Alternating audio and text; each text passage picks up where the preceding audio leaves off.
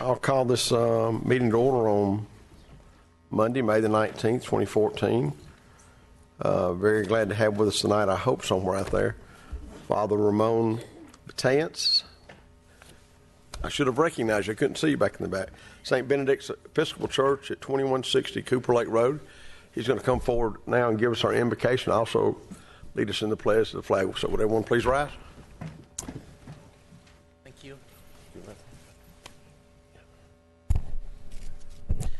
And Father Ramon Betance, Hispanic Vicar for of St. Benedict Episcopal Church here in Smyrna. We pray to the Lord. In the name of the Father, and the Son, and of the Holy Spirit. Lord God Almighty, you have made all the peoples of the earth for your glory, to serve you in freedom and in peace. Give to the people of our city and our country a zeal for justice and the strength for forbearance, that we may use our liberty in accordance with your gracious will. Through Jesus Christ our Lord, who lives and reigns with you and the Holy Spirit, one God, forever and ever. Amen. This way. I pledge allegiance. Pledge the allegiance to the flag of the United States of America, For which it stands, one nation, under God, indivisible, with liberties and justice for all. Thank you very much.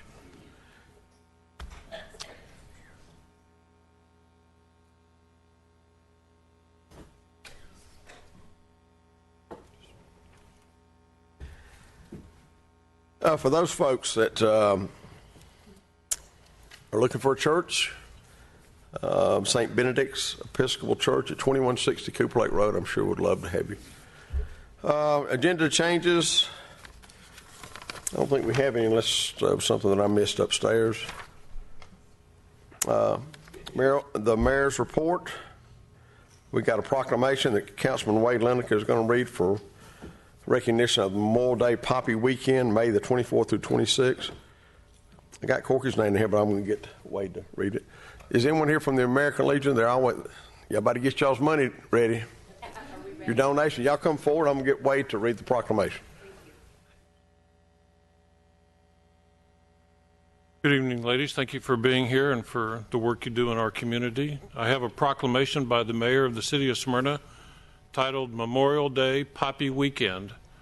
Whereas America is the land of freedom, preserved and protected willingly and freely by citizen soldiers, and whereas millions who have answered the call to arms have died on the field of battle, and whereas a nation at peace must be reminded of the price of war and the debt owed to those who have died in war, and whereas the red poppy has been designated as a symbol of sacrifice of lives in all wars, and whereas the American Legion Auxiliary has pledged to remind America annually of this debt through the distribution of the memorial flower.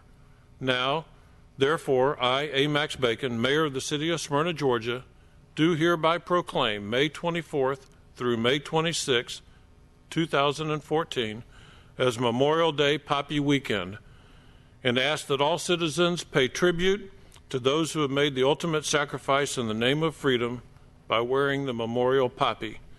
In witness whereof I have hereunto set my hand and caused the seal of the city of Smyrna to be affixed upon this 19th day of May in the year of our Lord, 2014. Signed, A. Max Bacon, Mayor. While Wade's coming down, if y'all would like to say anything. Thank you. Thank you, Mayor Max Bacon and Smyrna City Council for the proclamation for our Poppy Weekend.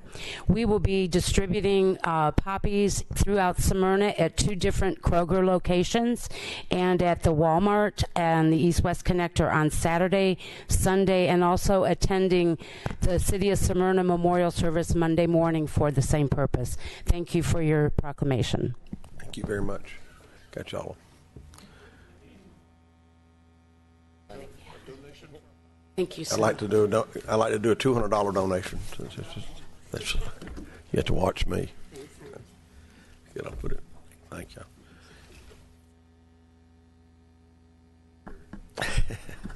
Don't believe it. All right. Second item on the mayoral report is Citizens Fire Academy recognition. Ron Fennell, I know, he chairs that, and I thought I saw Roy Akery somewhere. Yes, Ron? please, thank you, Mr. Mayor. I'd like to ask Deputy Chief Roy Akery to come forward. He's going to handle the duties of recognizing these citizens who've taken the choice to be a part of the Citizens Fire Academy this year. Chief Akery. Well, good evening, everybody. Tonight it is my pleasure to introduce to you the soon-to-be graduates of the Spring 2014 Citizen Fire Academy. Tonight we've got with us April Payton, Christina Bailey, Mary Ellen Leonard, and Mike Sampanis. And this is the last week of a 9-week in-depth view into what it is that we do within the Smyrna Fire Department. They've learned about our organizational structure, about fire behavior. They've got to use, excuse me, some of the tools and the equipment that we use. They got to meet our inspectors and our arson investigators and hear about the job that they do. They got to learn about search and rescue techniques. They actually got to play with some of the vehicle extrication tools. They learned about our emergency medical services, and then they learned how we manage the incidents that we respond to with the incident command system. So this Thursday they'll be graduating. It'll be their last night, and I feel pretty certain that they've had a lot of fun. But we really appreciate them. It's been our honor to have them. And y'all want to? You got something to give them? I hope.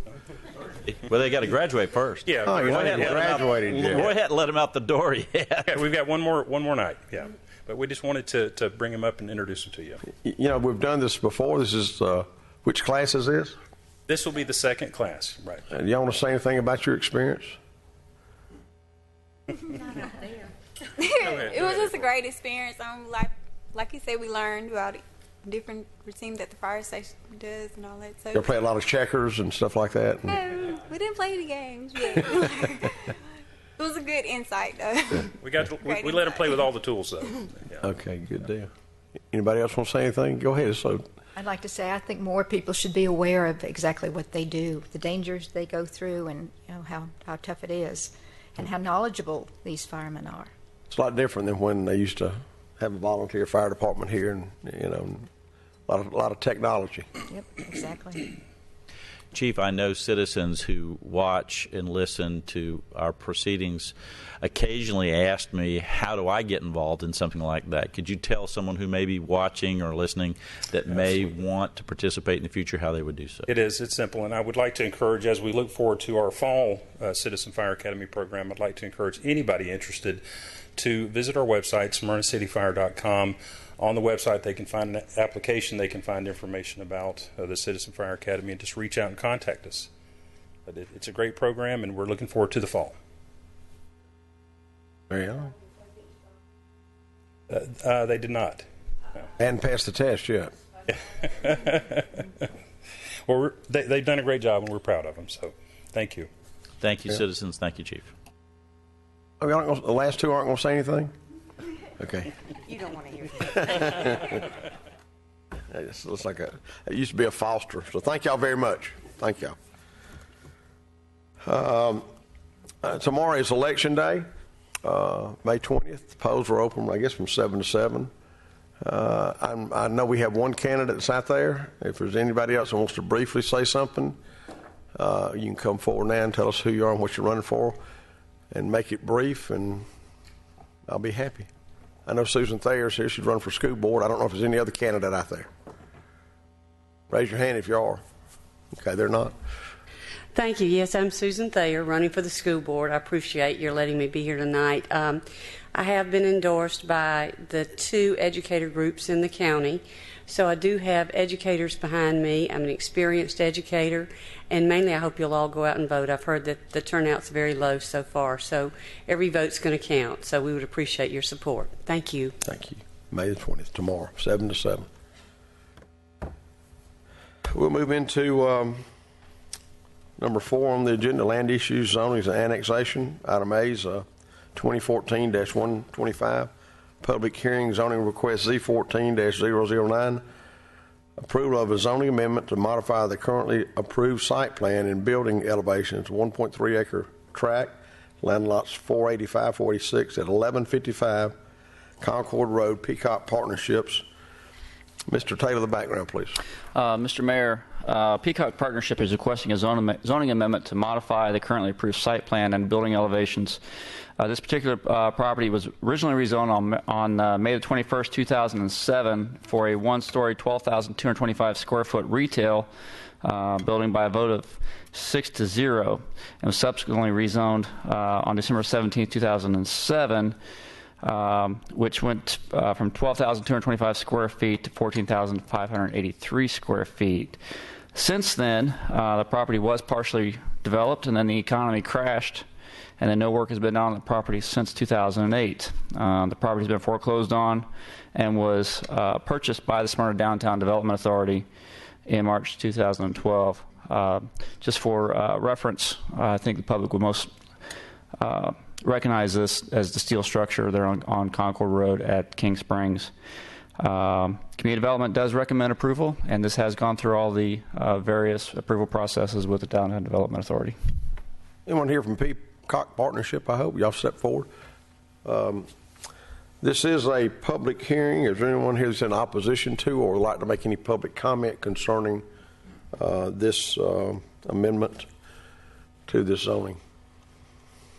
Let the record show there is none. Mr. Scott, do we have to swear in? Okay. The only person that's going to speak.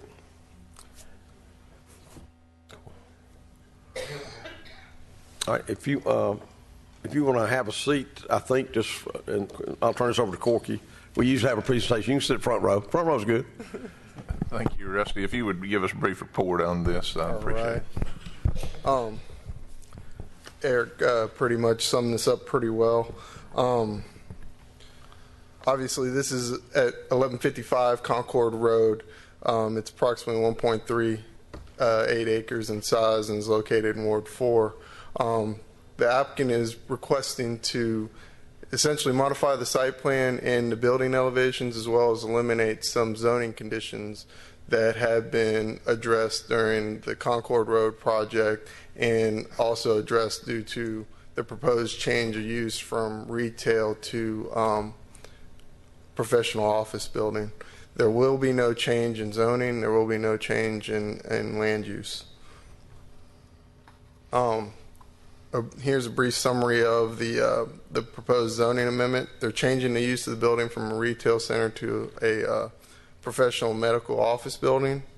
They're modifying the proposed site plan from 14,000 square feet that's currently approved today and increasing that to 22,000 square feet. In addition, they're redesigning the parking lot area to accommodate 9 additional parking spaces. The parking area itself today will accommodate all the minimum parking requirements for the office use. And finally, they're modifying the building elevations, and that'll be reflected in a few slides. And they're proposing to eliminate zoning conditions that aren't applicable anymore. Here's the zoning map. You can see the property is zoned CBD. It's right at the intersection of King Springs and Concord Road. The future development map is medium density residential, along with everything else along that corridor. Here's the currently approved site plan for the site. As you can see, it's a retail center. It's a 2-story retail center. The parking area is from the parking area you'll enter the site from the top floor. There's also a bottom floor that you can enter from Concord. There's a breezeway with a elevator planned for it. As you can see on this, there's a outdoor seating area that's associated with that. Here are the building elevations that were proposed and were approved back in 2007. They complement the commercial property that's across Dunton Street. This is the proposed site plan that the applicant has brought to us. As you can see, it's a slightly larger building. They're enclosing that outdoor seating area, and that's where you generate the 7,000 square foot difference in floor area for the building. And as you can see as well, the parking area has been reconfigured. They eliminated the large landscape area and went with several smaller landscape islands, and they were able to accommodate all parking on site. These are the proposed elevations for that building. They will have an entrance from Concord Road and a multi-use trail, as well as an entrance from the parking area. This is the site as of May 7th. These are pictures of adjacent properties around the King Springs Dunton Road intersection and Concord Road intersection. We are recommending approval of the requested zoning amendment. I'll go through and the changes will be highlighted in red. There's no changes for stipulations 1 through 6. Stipulation number 11 has been removed. That basically required a dedication of right-of-way for the Concord Road project. Since the project's already been started, the right-of-way has been acquired, so this stipulation is no longer needed. Stipulation number 13 has been removed. The original plan had a portion of the multi-use trail on the private property, so it required a sidewalk easement for public access and so forth. Since we've acquired the necessary right-of-way for the Concord Road project, this stipulation is no longer needed. Stipulation 18 has been removed as well. This was a stipulation that was part of the first or the initial rezoning, and basically they wanted a evergreen screen along the bottom floor of the development. Stipulation number 2 has been removed. We needed to remove this to be able to accommodate the redesign of the parking lot area. Stipulation 23 has been removed. Obviously, it's a flat roof building and doesn't have a pitched roof to it, so we needed to remove that stipulation. Stipulation 26 has been changed to reflect the site plan that was submitted with this zoning amendment application. 27 has been amended as well to reflect the elevations that were submitted with this application. Stipulation 29 has been eliminated. The original zoning had a shared parking agreement because it was a retail use and there was planned restaurant parking, which typically requires a larger number of parking spaces to accommodate those uses. Since the use has changed and the overall building design has changed and it's gone to an office space use, this stipulation is no longer needed. And number 30, the last one, has been eliminated as well because this is an office use. There's not going to be live bands or music being played outside. So from that point, I'll be happy to answer any questions for you guys. Mr. Lennox? Mr. Martin, thank you. I think you've done a good job laying out the proposal and the changes in the stipulations. I guess I would ask if there would be any reason staff might oppose keeping stipulation number 30, which says no live music or band shall be permitted on site. I understand the use has changed from retail to office, but in the future the use might change again, and since this property directly abuts homes, just for the possible future protection of those nearby homes, would there be any reason staff would oppose leaving that in? Well, we don't oppose leaving it in. We've just looked at the way the site's designed and the building's designed. There's no outdoor seating area, so we don't feel that a retail use or a restaurant use is going to move into this building and create an outdoor patio area where a live band's going to be that's going to affect the adjoining neighborhood. If you guys feel that you'd like to keep that there, that's perfectly fine with us.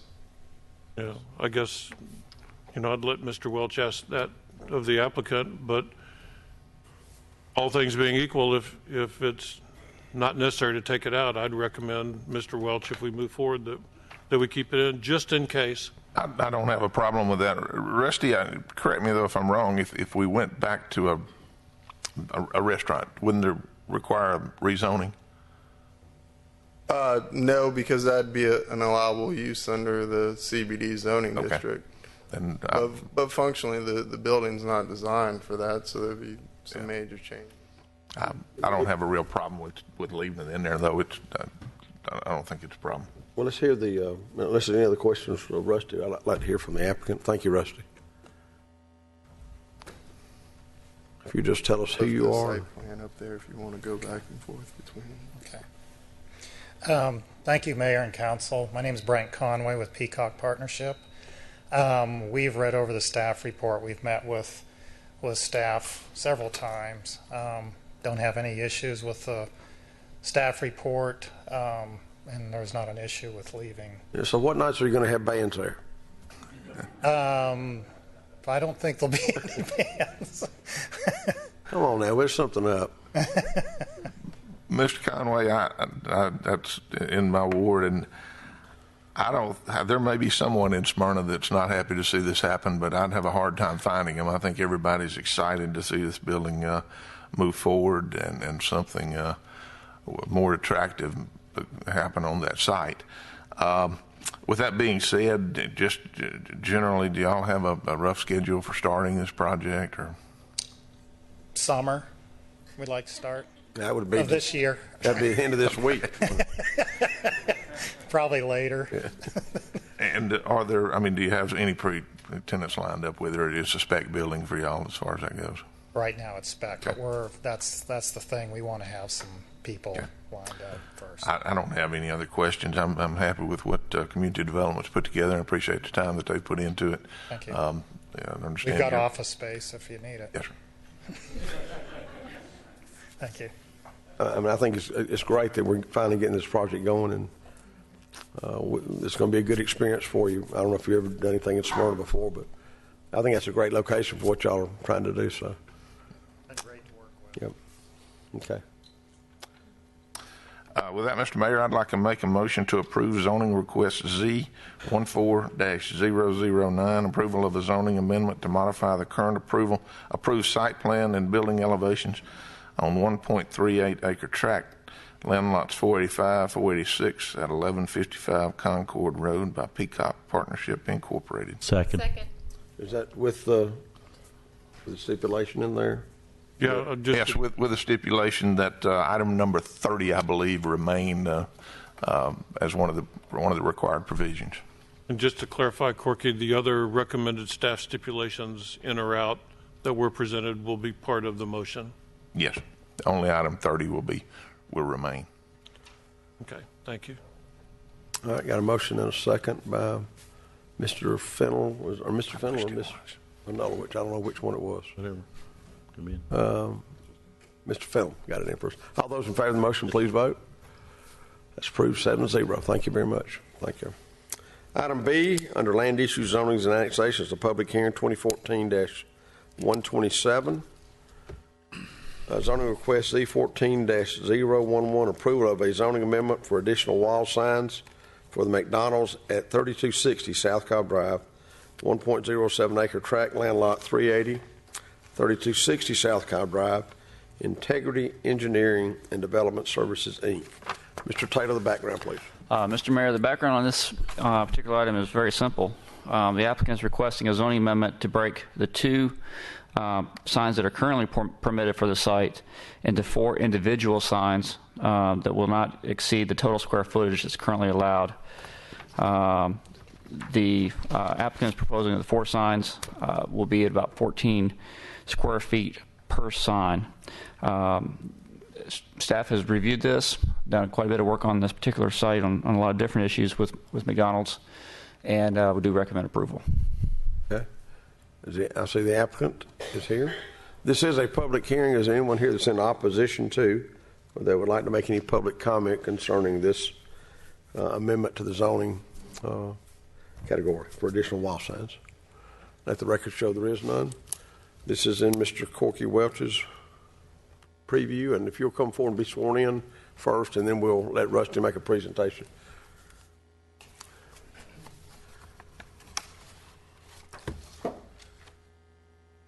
Okay, if you'll have some. All right, Rusty.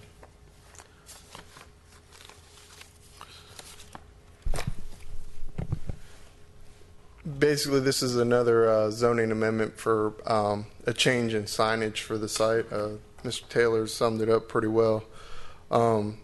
Basically, the applicant is requesting to be allowed to have one wall sign per elevation, and that sign's to be approximately 14 square feet in sign. Under their current zoning conditions, they are allowed one wall sign up to 100 square feet in size on the South Cobb Drive elevation, and one wall sign on the parking lot elevation that is also 100 square feet. So in total, they're allowed two signs up to 200 square feet. The applicant is merely requesting the ability to break those two signs up into 4 feet, four different signs, and the total sign area for each of those signs is 56 square feet. So they're asking for 144 square foot reduction in total sign area. Here's the currently approved site plan, just to give you guys a little refresher on the site. These are the proposed building elevations with the signs that they're requesting. The little boxes are highlighting those signs because you can miss them. They're pretty small. Here's pictures of the existing site today. Community Development recommends approval of the requested zoning amendment with one condition to be added to zoning case Z11-009 and zoning case Z14-001. And that condition reads, the approval of zoning amendment shall be conditioned upon the sign rendering and building elevation submitted with the zoning amendment application dated 4/11/2004. The applicant shall be limited to one 14 square foot wall sign per building elevation. With that, I'll be happy to answer any questions. Questions? Okay. None? With the applicant, please step forward and tell us who you are. And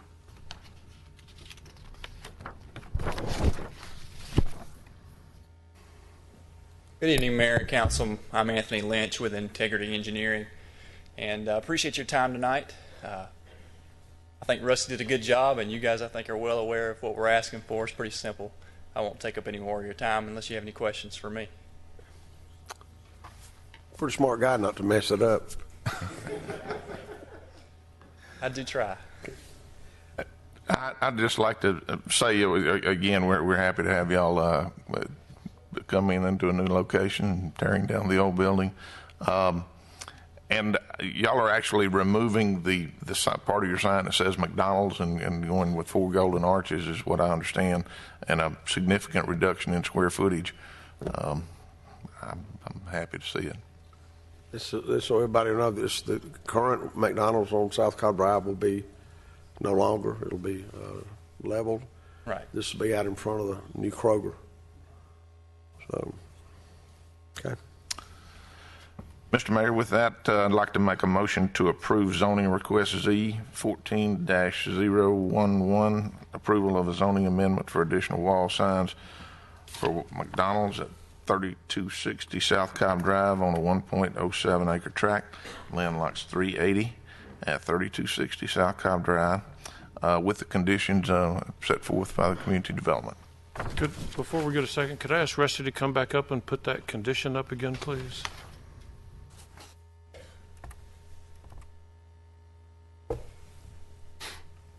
It's up. Winnie. So we're actually modifying two zoning conditions, Z11-009 and Z14-001. Yes, we are adding this condition to those list of conditions. We're not modifying any conditions within them. Because we approved the previous one. Yeah. Do we need to make sure the motion specifies that?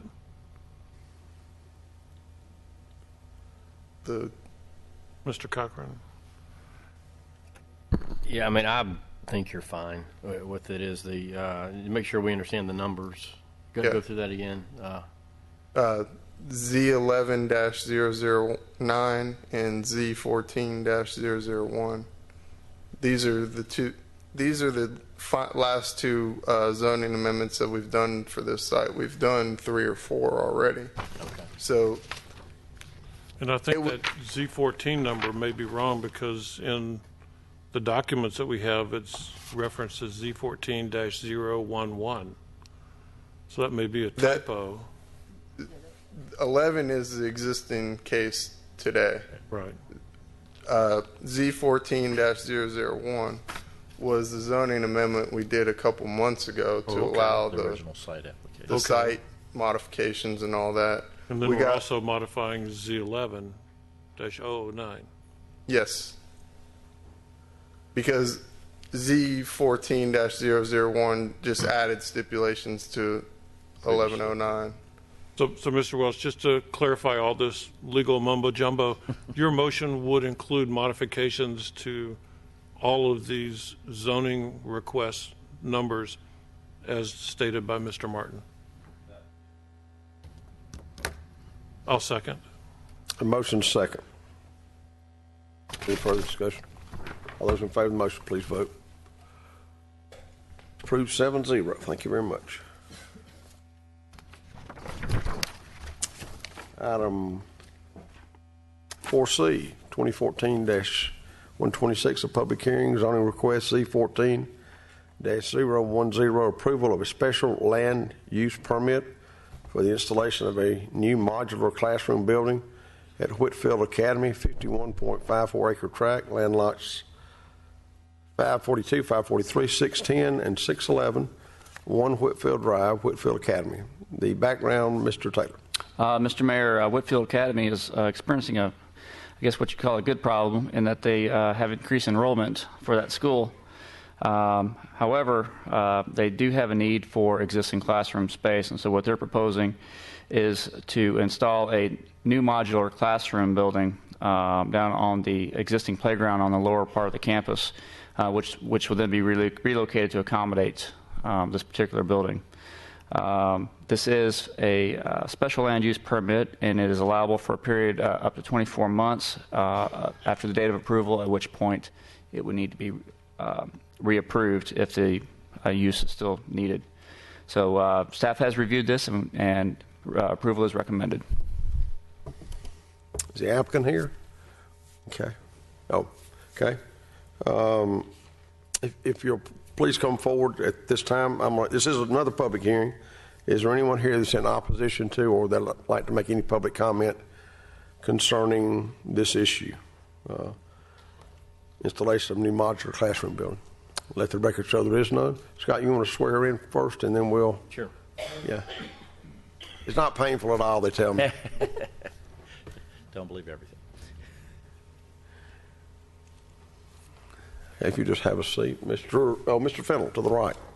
Thank you, Mr. Mayor. As Mr. Taylor aptly pointed out, the school is experiencing a great problem in that we're growing, and we have an additional need for additional space before we build the larger campus structures. And so this is an interim solution that we have and a need that we have. We had a public meeting last week that I held at the site to allow for any citizen input. Mr. Martin joined me for that to make ourselves available to answer any questions that citizens had. And I'd like to invite Ms. Michelle Durrett to come forward and just say a word about the project.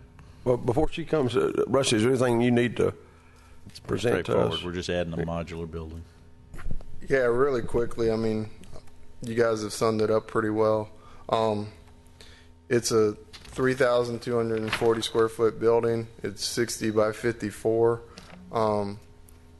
It'll be located in an area that's currently occupied by their playground. They'll be relocating that playground and moving it across the walkway and then putting a new building in. So, as Mr. Taylor stated, the staff approves it with 3 conditions: that they come back within 24 months for reapproval if they need a longer period of time, that the location of the building is located where it's shown in the zoning application, and also that it meets the exterior facade of the modular building submitted in the application. Okay. Any questions, Rusty? Good job, Rusty. Thank you. Okay, you can come up, tell us who you are. Good evening, Mayor and Council. Thank you for hearing us. I think they've summed it up pretty well. We are actually in a great period of our school. We are a pre-K 4 through 12 school in Smyrna, and we are growing. We anticipate being about 740 students this coming year, which is a maximum for us so far. And we do need the space, a classroom space for our lower school. This will add 4 classrooms, which will hold up to 80 students. It's a good problem for us to have. So we do appreciate you hearing us out for this. We will move our playground, like they said, in the building. We are fine with the stipulations. We will probably be back in 24 months for another approval, because we are going to have to raise money for a new lower school. So you might see me hopefully only one more time. However, we would appreciate approval of this modular classroom so that we can continue to grow our school here in Smyrna. Any questions? Good deal. We're very proud to have Whitfield Academy in Smyrna. The diplomas issued this weekend had the word Smyrna on them, so I'm proud of that. Mr. Mayor, I move approval of zoning request Z14-010, approval of special land permit for installation of a new modular classroom building at Whitfield Academy. Land lots 542, 543, 610, 611, 1 Whitfield Drive, Smyrna, Georgia, Whitfield Academy. Subject to the stipulations. Subject to staff stipulations as applied earlier by Mr. Martin. Second. Motion is second. Mr. Welch, second. Motion is second. Any further discussion? All those in favor of the motion, please vote. It's approved 7-0. Item D, Item D, 2014-128, public hearing zoning request Z14-012, approval of a zoning amendment to eliminate zoning condition 9 that requires the new homes to have rear entry garages, 0.641 acre tract, land lot 489, 619 Hughes Street, and 1146 and 1150 Fleming Street, 242 Development, LLC. Mr. Taylor, the background, please. Mr. Mayor, the Mayor and Council approved the rezoning of the subject property from R15 to RAD conditional on November the 6th, 2006 by a vote of 5-2. That was under zoning case Z06-042. Condition number 9 of that particular zoning required the new homes to have rear entry garages. The applicant is before us tonight to request that particular zoning condition be eliminated so that they have the option of either front entry garages or rear entry garages. And staff does recommend approval. Is the applicant here? 242 Development. Okay. This is in Ms. Anulowich's ward. Before we do that, this is a public hearing. Is there anyone here that's in opposition to or that would like to make any public comment concerning this condition 9 of this zoning requirement? Let the record show there is none. You guys want to come up and be sworn in, and then we'll get Rusty to do his presentation and turn it over to Terry.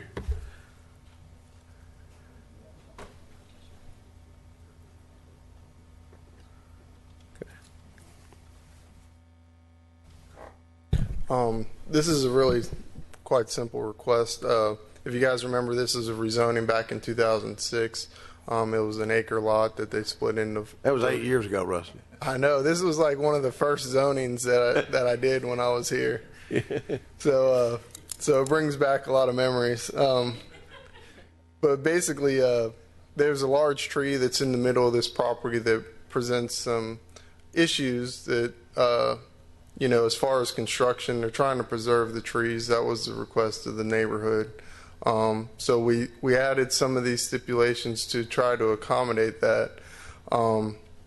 coming back today, these applicants are requesting the elimination of zoning stipulation number 10 or number 9, which requires rear entry garages.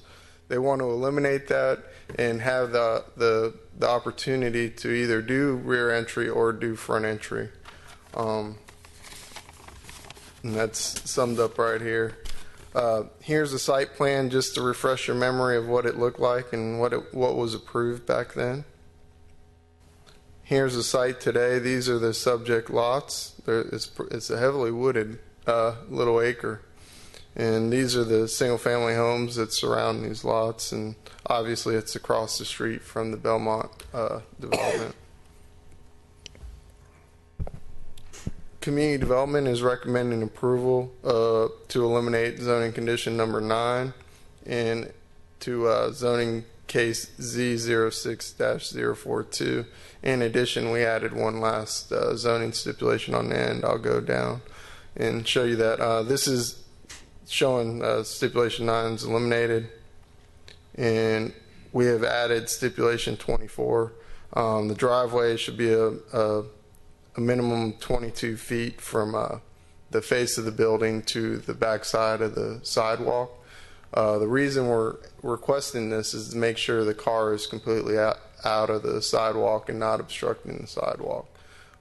This is one of the passages to this will be one of the passages to Smyrna Elementary, so we want safe paths to school for our children. With that, I'll answer any questions. Here. Yeah, this request is actually in keeping with the request that came further up Hill Street for us. Gosh, it might have been as much as a year ago with the builder at that end of the street that wanted to change from rear-loaded garages to front-loaded garages. And I know that in the time, and again, that was something that had been zoned probably around 2006, 2007. And at that time, the trend among home builders was to have the rear entry, have the alleyways. The recession hit, these homes weren't built, and in the meantime, what these builders realized is that potential homeowners, were less interested in having a rear entry garage and more interested in having a little bit of backyard.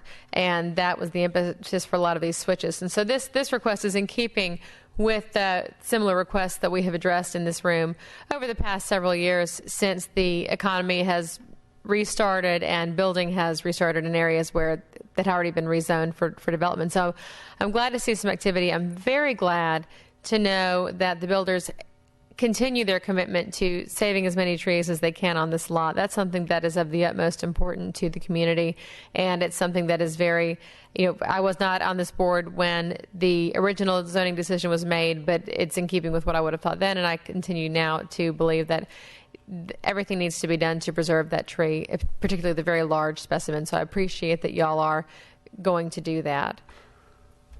So I don't know if there are any other questions that anyone has. I just know we spent a lot of time trying to save that tree, and the thing's probably 300 years old. And I hope it doesn't get hit by lightning. So. Yeah. Okay. Any questions? Any other questions? Okay. Say one thing. Yes. Art Douglas at 242.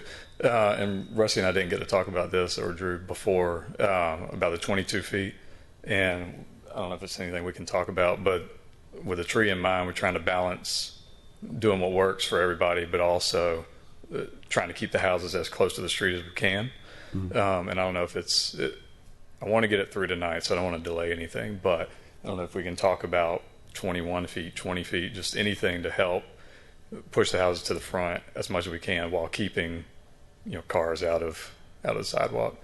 I know a standard parking space is 20 feet, so I don't know if that gives enough room front and back. I'm not sure what's in the original zoning stipulations. There wasn't anything. Wasn't anything? So, it's more of a discussion. So, I'm not. There wasn't anything. This was added by us to accommodate going from rear entry to front entry, and just making sure that we're not obstructing the sidewalk that's there, and make sure it's usable at all times. When you start shrinking that sidewalk and you have an 18 to 19 foot long car, if we shrink it down, people don't typically pull all the way up to their garage door. So there's got to be some play, and that's where the 3 to 4 feet come into that equation. If you guys are amenable to it, we're happy to listen, or you guys can amend the stipulation to grant them the additional feet that they may need. Are these going to be on Fleming Street? 2 of them going to be on Fleming Street? Right, 2 on Fleming, 1 on Hughes. 1 on Hughes. And we can live with 22. That's fine. I mean, it's just, again, every foot we can get is What I'm hearing is, can that tree live with 22? Right. And we don't know. I mean, and it's better than the rear entry. I mean, the house is definitely going to be more shallow than it was. So we're better off for sure. And it's just a matter of, any little bit we can get helps. So I just 22 know, is the deal. That's fine too. There was another zoning came up maybe last meeting, and we talked about the length of the driveways. And this is pretty much a standard stipulation that we place on most of our subdivisions that are coming in through rezoning, because it's a constant issue. We're reducing front setbacks, but we want to make sure that we have enough room to park these cars on front entry garages. Right. So, we try to accommodate that. If it was a rear entry, it's not an issue, because you're driving to the back of the house and you got plenty of space. But when you start putting the cars in front of the home, it becomes an issue. I mean, I agree. I mean, there's some driveways going into the carport or the underground things, and I've seen a couple here lately because I've just started noticing things like that, and they're almost in the sidewalks. Mm-hmm. They might just have big cars, or they have a Suburban or something, but the normal length of a car is. We've had a lot of discussion on it. I mean, you typically probably average around 18 feet. Yeah. Got to sell it to somebody that gets has got a compact car. Right. Yeah. Nothing but Mini Coopers. Yeah. Yeah, that's fine. I mean, we can live with it for sure, but I don't know if there's any way to put it in so we can figure it out later with the city when we go through permitting, or if it has to be set right now. Rusty, what do you think? I mean, it seems to me that if y'all are moving ahead with this, we have the 22 feet. If you're realizing that it's going to cause considerable consternation with regards to the tree, I'd prefer that we bring, this go back to a discussion with staff. The other thing that we could play with is the 2-foot grass buffer on the sidewalk, and that will give you we can shift the sidewalk to back a curb, and that'll pick up 2 additional feet without changing anything. But that's up to you guys on how you want to handle it. We can, if you want to give us the leeway to work with the sidewalk, we can do that, or leeway to work with him on accommodating, a 20-foot or 20-foot driveway. That'll be fine. I mean, I'm comfortable with that. I trust staff's judgment on these issues. I think again, what the paramount issue here is that tree. I mean, a lot has been invested already in that tree. There's been money invested in that tree. There's been time invested in that tree, and there's been money invested in that tree. So I know all parties here have a very keen interest in making sure that all that's not jeopardized by 1 or 2 feet of driveway. And if that means that you do, move, I assume, Rusty, what you're talking about is the beauty strip area, the strip of green between the sidewalk. Again, I trust, personally, I'm comfortable with staff handling those conversations. I have a question, if I can ask real quick. Sure. Well, I'm listening to what you're saying, and there's 3 lots, and when I look at the layout of the lots, do you anticipate it being an issue with just maybe one of the lots, or all 3 of them? That's why it just seems like you might be able to not, only do that in possibly one case where you had to shorten the driveway. I think the 2 on Fleming are probably they're the ones that are closest and just have the most around them as far as the 2. Really, I think it's all 3. I mean, all 3 would prefer to push them up as much as we can. But I think those are the 2 that the lot size is smaller, so we have less leeway about. The one on Hughes, we can shift the house left and right a little bit more. The ones on Fleming are tighter lots. Mm-hmm. So that's why I would say Fleming, just because they have smaller building areas than the Hughes Street. Mm-hmm. So the stipulation here says a minimum 22 feet, and you're asking for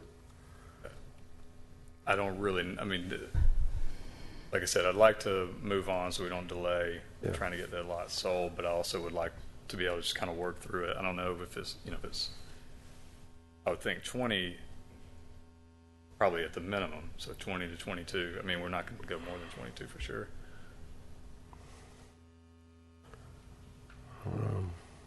And if there's an ability to work it out with planning and zoning later, or we'll take 22 if that's just what we've got to do.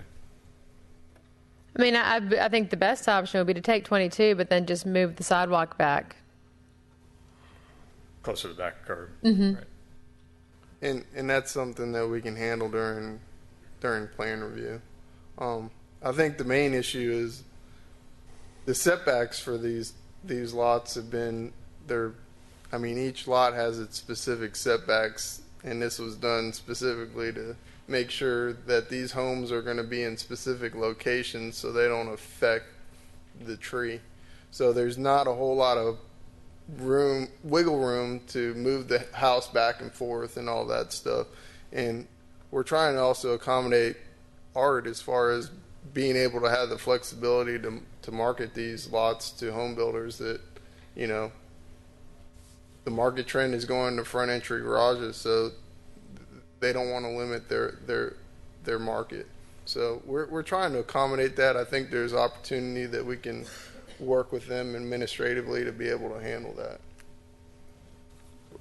That works for us. If we can handle that afterwards. Any other questions? Anything else? Just a comment, Your Honor. I understand the dilemma, and part of it is we don't have a lot of information because we don't know specifically what the house footprint is that might go on a particular lot and how it might fit and all that stuff. I mean, I'm comfortable with what Ms. Nolowitz has said about letting staff work with the position of the sidewalk. I just think it's also important to recognize that kind of standard stipulation arose from some previous zonings that council did back in the 90s where the driveways ended up being too short, and we've got neighborhoods where cars not only block the driveway but hang out in the street, and that becomes a real public safety issue and a liability. And this is a main entryway into the Campbell High School parking lot for buses and pedestrians and students who drive, and we need to balance all those interests. I mean, we've got to make sure that the kids going to our schools, Smyrna Elementary and Campbell, are safe when they go down that road. So I understand your dilemma, and I'm sympathetic to it, but we need to be very careful in how we solve for it. That works. Understand. Thank you. I hope the tree survives, because when you start moving, I've seen it many, many times. We've already cut the roots at the tree safe fence line about 8 years ago, and did all the treatments and lightning protection. So hopefully the actual work won't disturb the tree any more than has already been. Rusty, is this a hardwood, or what are we talking about? This is an oak. I think it's a white oak. White oak. Yeah. Have you had an arborist or anyone out to look at the tree to make sure it's healthy? Because there's a lot of trees that are falling right now.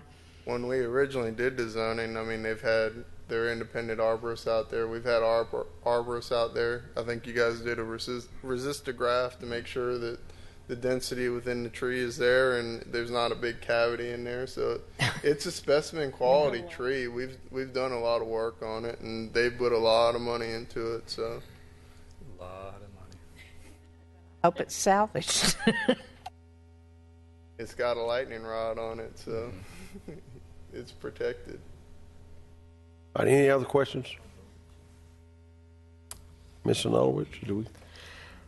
Then at this time, I would like to go ahead and move to approve item 4D. This is zoning request Z14-012.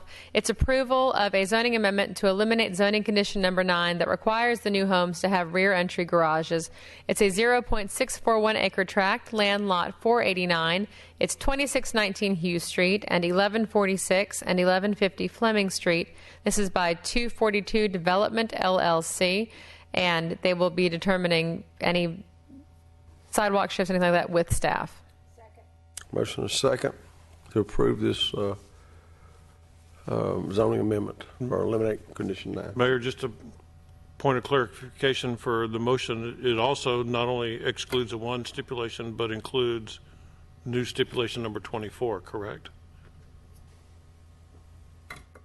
think you're right. Yes. Okay. Okay. Yes, that's correct. All those in favor of the motion, please vote.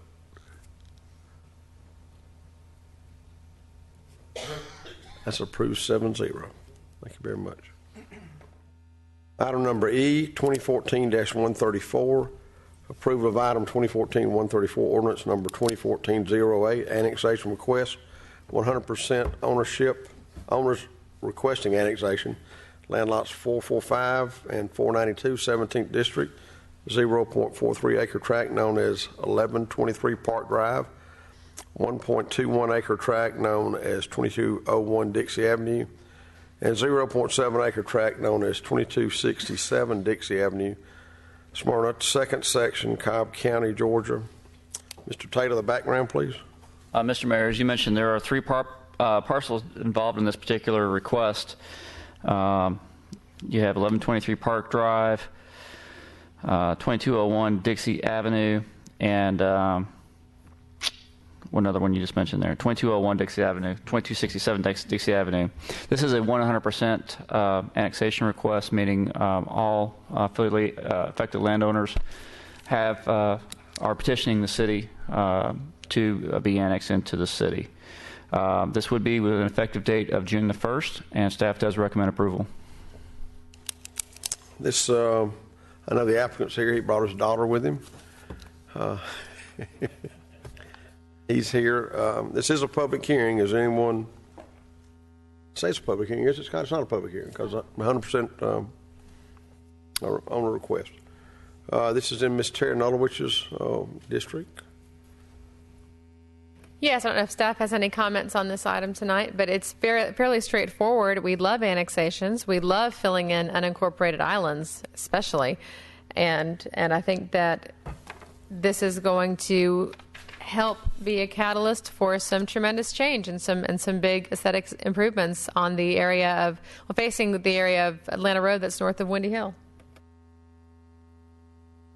I don't know if anyone. Any other questions of council? This is, why to give Blake a plug about his business up I there. think so. Mr. Barrow, would you like to come up and talk a little bit about what your plans are? Oh, man, you think you're going to get to sit out there all night long and not? No way.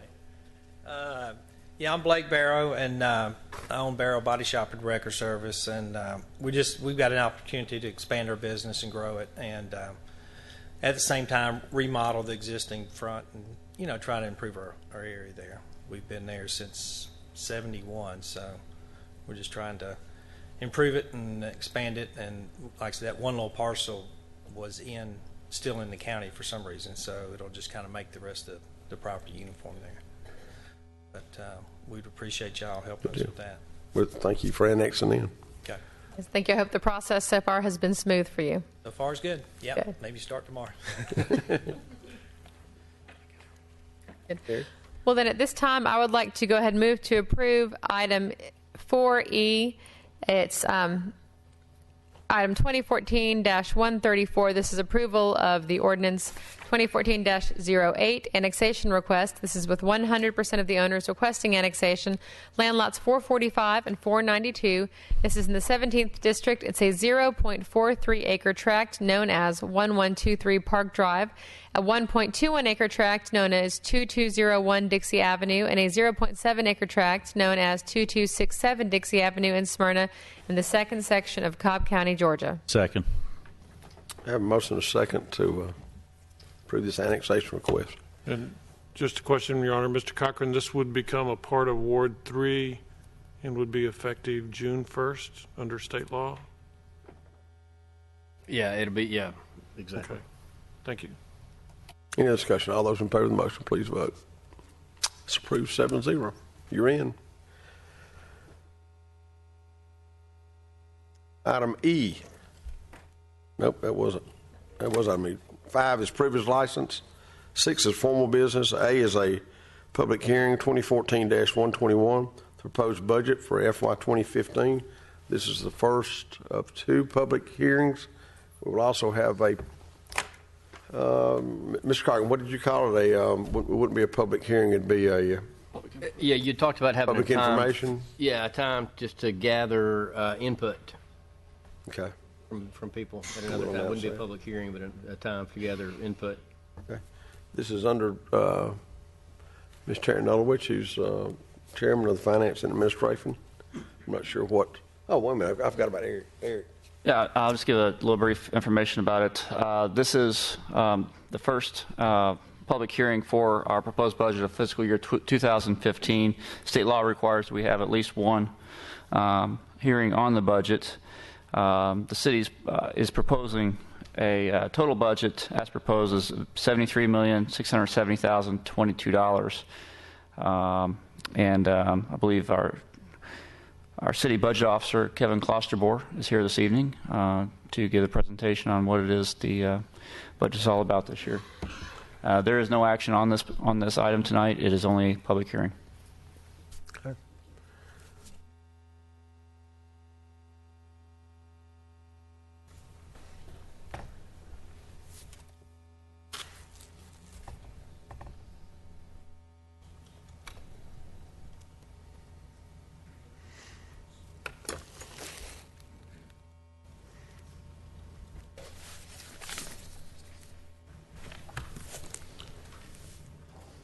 Thank you, Mr. Taylor. As you mentioned, this is the first public hearing. We'll have one additional public hearing and one time for public input on the budget. What I'm about to give is just a very high summary level brief presentation on the budget. The full budget book is available online. We also have hard copies available for review in the city clerk's office, and a hard copy is available for checkout at the circulation desk in the Smyrna Public Library. As Mr. Taylor said, the recommended budget is $73.720 million for fiscal year 15. This is a slight increase of $4.495 million from the fiscal year 2014 budget. The general fund portion of this budget is $40.632 million. This is an increase of $2.475 million from 2014. We have several general fund revenues that we're projecting to come in higher in fiscal year 15. That's the reason for this increase. One of these is for property taxes. As this slide will show, we are anticipating a 5% increase in the tax digest. This is great news. This is our first digest increase since fiscal year 2009. There's been several years where the digest is dropping. So it is a good sign that the digest is turning around. Our preliminary meetings with the Cobb County tax assessor, they said this increase is primarily due to three reasons. We have a lot of new development, especially new residential development in the city. They also had a slower rate of appeals to valuation than 2013. And there's also been a pickup in sales activity on existing residential property. This is kind of just shows a breakdown of the general fund revenues. Property taxes do make up the largest piece at $21.5 million. This includes what you think of as property taxes, also includes personal property tax on vehicles, as well as franchise fees, public utilities, and some other revenue sources. Charges for service makes up the next biggest piece, 19.7%, $8 million. This includes sanitation charges, jail revenues, and some other charges for service. To touch on some specific general fund revenue sources, as I said, property taxes, we're anticipating a 5% increase in the digest. That translates to just under $1 million more in projected revenues for 2015. Vehicle taxes, we're projecting up $520,000 from fiscal year 14. This is still the result of House Bill 386, where we're still getting actually kind of dual revenue sources from the vehicle taxes. We're getting those that are still paying the birthday tax. We're also getting some people who have purchased vehicles since then. We're also getting those one-time taxes as well. We're not sure how long the increased revenues will last, so we were kind of we didn't project up the full amount we're over this current fiscal year. We're trying to be conservative, but that's still up $520,000 from the current fiscal year. Building inspection fees are up 19.7%.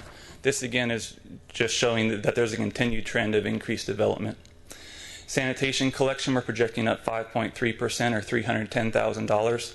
This is totally due to just new customers in those residential developments. We're projecting, I think, 3% growth in customers for our sanitation services.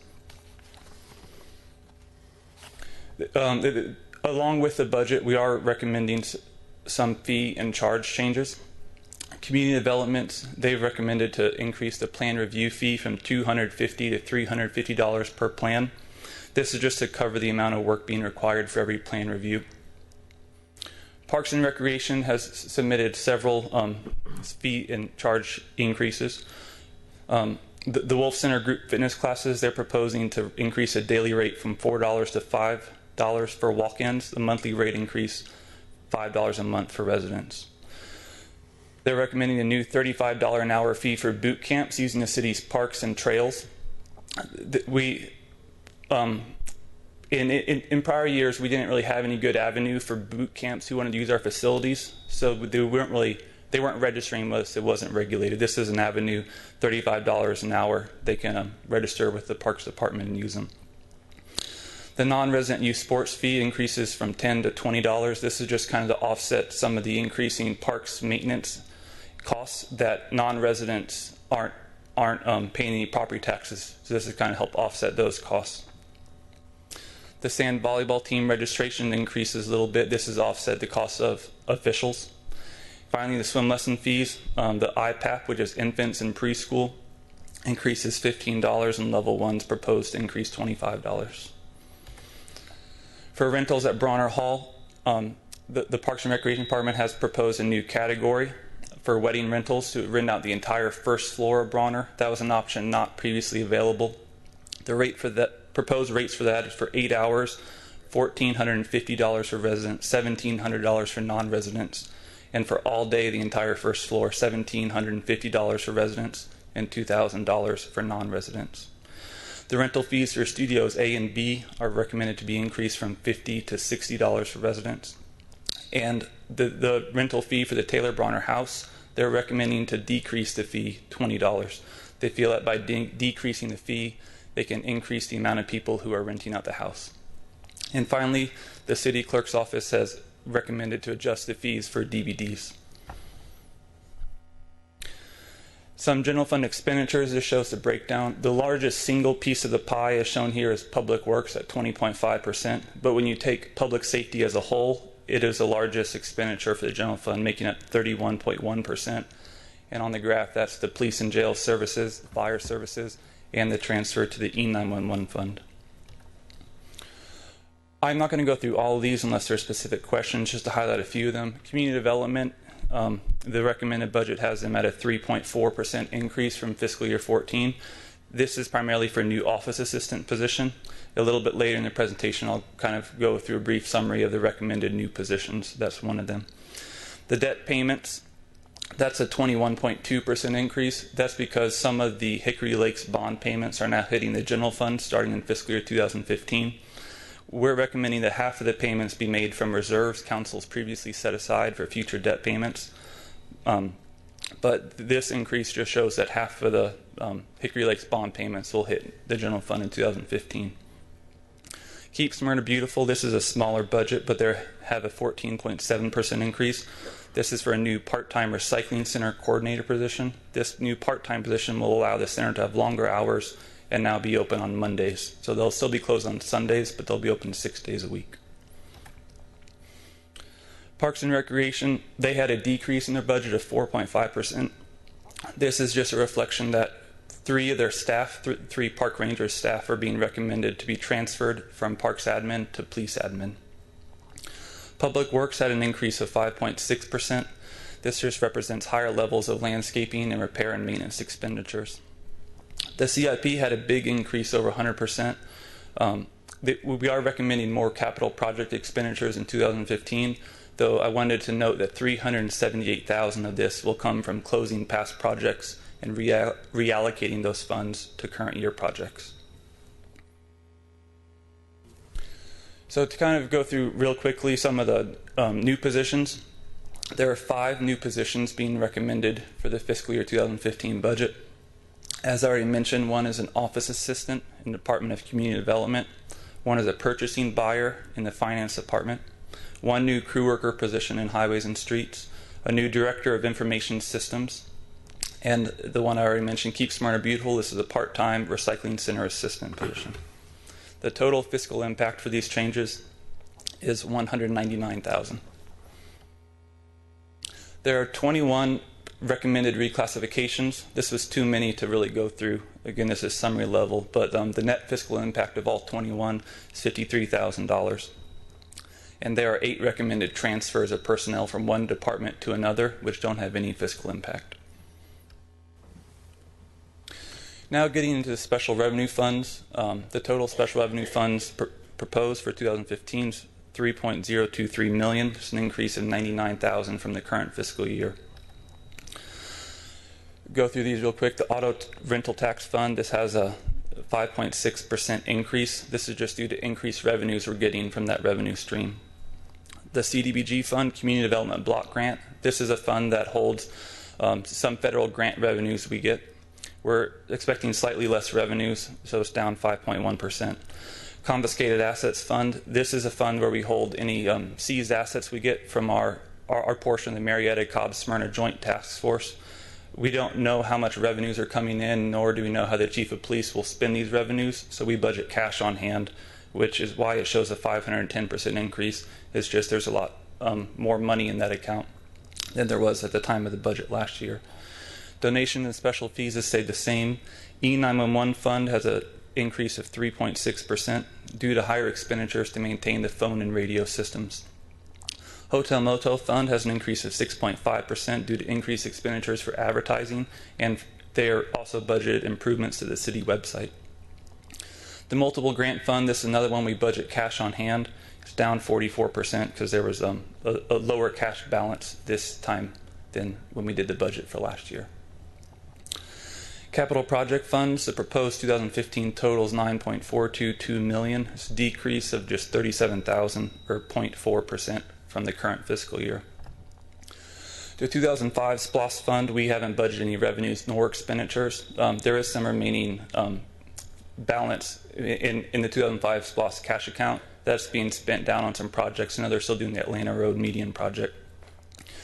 2011 SPLOST Fund is down 5.1%. That's just based on the project schedule we received from Croy Engineering, who administers the SPLOST projects. For the CIP Fund, as I mentioned earlier, we are doing more projects, though again, $378,000 of the CIP Fund projects will come from reallocations of past projects. And finally, the E911 CIP Fund. This is a new fund established this year. We set up a new fund to kind of break out a few big E911 related capital projects coming in future years, to kind of break them out from the general fund CIP Fund to better to allow Mayor and Council to see, which is E911 related and which is general fund related. Kind of to walk through real quickly some of the general fund and E911 fund CIP projects. The new Gen 911 system, this will allow the city to receive text to 911s. There were a lot of news articles recently that one of the new functionality a lot of providers are offering is text to 911. This project will allow Smyrna's 911 center to receive those texts. Down at the bottom under Public Safety, replace Fire Station 2. This is a new project to begin setting aside some funding to replace Fire Station 2 off Concord Road. The station was built in 1976. This just kind of starts the process of setting aside some funding to replace it at a later date. Down on the bottom of Public Works, to replace the sanitation rollout carts, I wanted to make it clear that last year there was $28,000 project to kind of replace some sanitation carts. This continues that annual replacement. It also provides funding for new rollout carts for the anticipated new sanitation customers I mentioned earlier. Parks and Recreation, these automatic door locks, these will allow park staff to control the locking and unlocking of parks building. They'll basically be able to control it from their office. So in the past we've had issues with varied opening and closing times because park staff had to drive to each of the parks and open them. Now through this automatic door locking system we can ensure uniform opening times. This restroom upgrade, this is the first year of a new 4-year project to upgrade all restroom facilities in the community center. This first year is they'll start with the lower level facilities down outside of the rooms to rent. And the library is getting a lot of projects this year. As shown here, they're getting new AV shelving. These will be rollable shelving. They'll be a lot easier to use than the current shelving there. They're also getting replacement and upgraded lighting, new public tables, replaced carpet, and resurfaced parking lot. So hopefully by the end of 2015, the library will look like it did when it opened. This is kind of a summary view. Both the general fund and the E911 CIPs, those are 5-year plans to kind of map out some anticipated needs and how we recommend funding them over the next 5 years. The general fund total capital projects over the next 5 years is $4.605 million. E911 fund is $1.531 million. Internal service funds. This is another new fund established for the 2015 budget. The vehicle replacement fund it'll provide funding to replace all the city's vehicles and rolling equipment. The replacements will be based on data acquired by the finance department. We've established replacement criteria based on age and mileage. We will be tracking them, and then we'll recommend vehicles through the annual budget process still to council for replacement. This just shows the anticipated replacement costs over the next 5 years. There are 11 vehicles scheduled for replacement in fiscal year 2015 for a total dollar impact of $560,000. The funding for this fund comes from transfers both from the general fund and the water sewer fund, which are the two funds that have vehicles. Enterprise funds saw an increase. Total enterprise funds are now proposed at $20.083 million. This is up 7.5% from the current fiscal year. We also have a few new enterprise funds. The Stormwater Fund is newly established. This kind of breaks out the stormwater revenues, which were in the Water Sewer Fund in this current year and before. This breaks them out a new Stormwater Fund where we can ensure that they provide a funding source for improving and maintaining the city's stormwater system moving forward. The Water Sewer CIP Fund, this is also new.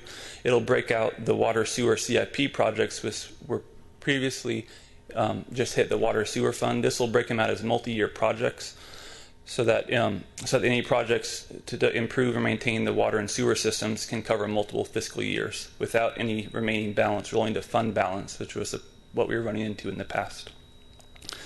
And finally, the Water Sewer Fund saw a decrease of 8%. This is primarily due to, in the current fiscal year, revenues were down because water usage was down. Staff is pretty sure is due to the increased precipitation. So this just reflects a decreased cost in the purchase of water. And as this chart shows, nearly half of the expenditures go to the purchase of water. This is kind of where the water sewer expenditures go. Again, almost half of them expenditures go to buying water from the Cobb Marietta Water Authority. And these are the enterprise fund CIPs. Again, the water sewer CIP is a new one. Over the next 5 years is recommended $11 million. And the stormwater CIP is $4.5 million over the next 5 years. That's all I have. I'd be happy to answer any questions if there are any. Anybody have any questions? Scott, just for clarification, this is a public hearing. Anyone like to make any comments or questions about the budget? As Kevin mentioned, it's available. Can you get it online? The entire fiscal year 15 budget book is available on the budget page of the city website. Okay. Go to smyrna.gov, I guess. Any other questions? Okay. No, I'd like to note that the June 5th right now is the scheduled date for adoption of the FY 2015 budget. There is going to be, one thing I wanted to note is that this is a living document. The council is constantly talking about the budget. We are as individuals are constantly thinking about the budget and what our long-term goals are for the city as well as our short-term goals. So if you as a citizen have any input or any comments, please by all means let us know. The information available on the website is very readable, it's very accessible, it's a very good narrative if you're looking to find out more information about the city's budget process. But we do right now plan to adopt this budget for FY 2015 on June 5th. All right, any other questions or comments? All right, we'll move into Formal business, item B, 2014-143. Approval to allocate CIP money to purchase 25 SCBA self-contained breathing apparatus at a total cost of $87,500. Mr. Taylor. Mr. Mayor, each of our city firemen, whenever they go into a burning facility, they're required to wear a self-contained breathing apparatus. And those breathing apparatus that we have now are nearing their natural lifespan, and it's time to begin thinking about replacing them. Our fire department has been working diligently to locate some sources, and they've found one source where we can purchase 25 of these SCBAs at a savings of about $1,500 to $2,000 per unit. And so what we're asking is an approval to allocate CIP money out of this year's CIP to purchase these devices. We do recommend approval. I think it's had Mr. Fennell, but I think it really should be Mr. Nulowich. This is a finance issue, so either one. We'll double team it. Exactly. Why not? It's public safety allocation, but it is a finance issue. You Yes, it is. I've got one question about it before you make your motion. Is there anything else that we need besides these 25 self-contained breathing apparatuses? Is there something that's supposed to go with that? There are some tanks that are that go with this, and they're actually part of the FY15 budget that Kevin just presented. I'm looking at an invoice. I guess it's sole supplier. So 87.5 for the. Right. What you're looking at, Mr. Mayor, is if we were to purchase both the tanks and the breathing apparatuses right now. This is just for the breathing apparatuses, the 87.5 that you see up there. The rest is in the next year's budget. Okay. So the total expenditure, Mr. Mayor, is $87,500 to bring us up to speed so our dedicated firefighters can enter safely and fight fires within the building. This is to the 2007 standard apparatus that is nationally recognized, well tested. These are brand new pieces of equipment ready to go, available today. And move approval. Motion second. Any other discussion? All those in favor of the motion, please vote. Approved 7-0. Item 6C. Ordinance 2014-009, approval of the amendment to the City of Smyrna Code of Ordinances, Chapter 6, entitled Alcohol, allowing alcohol to be sold by the drink at festivals under certain conditions. Mr. Taylor, the background, please. Mr. Mayor, the city has been approached by the operator of a person who operates festivals, asking that they be allowed to sell beer and wine at festivals. This is specifically festivals that are not necessarily located around the Market Village or our Village Green area. Our city attorney has been doing quite a bit of research on this and has come up with a solution that will allow this beer to be done under certain circumstances under a special license. And we do staff does recommend approval. This would be. Yeah. Who is it? I'll take it. Okay, Nulowich. Okay. Here. Yes, I'm fine taking it. Yeah. I think staff gave a good explanation of this. The fees that will be in this schedule amendment are the off-premises alcohol catering license, which is $50. Then there is a special events alcohol catering permit, which is also a $50 fee. And finally, there is the nonprofit organization alcohol sales permit, which is also for a $50 fee. Let's see, should we? No, we're not. But I was just letting everyone know what the fees were going to be. So at this time, unless there are any further questions, I'd like to move to approve item 6C, which is ordinance 2014-09. It's also item 2014-151, which, I'm sorry. Yeah, this is, my screen's showing something that I apologize for that. Need to back the screen up to reflect the current one, then that's it. Yeah. Yeah. It's item D. We're on item 6C, actually. Yeah, 6C. Ordinance 2014-09. This is to approve the amendment to the City of Smyrna's Code of Ordinance, Chapter 6, entitled Alcohol, allowing alcohol allowed to be sold by the drink at festivals under certain conditions. Second. Motion is second. For the item C to move.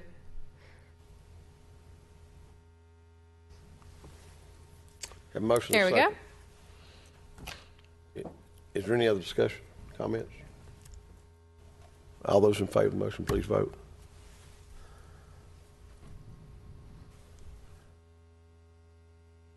It's approved 7-0. Now, item 6D, 2014-151, approval to amend the fee schedule to include alcohol license fees for special events catering.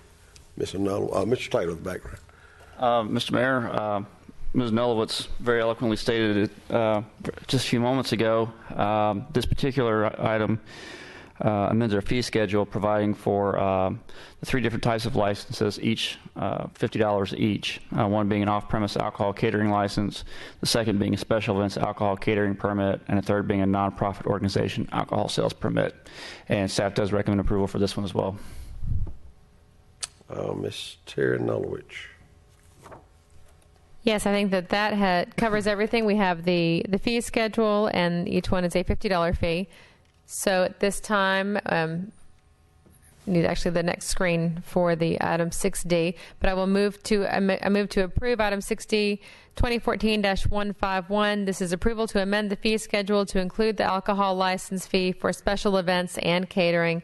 And again, off-premises alcohol catering license is $50, special events alcohol catering permit is $50, and the nonprofit organization alcohol sales permit is $50. Second. A motion is second.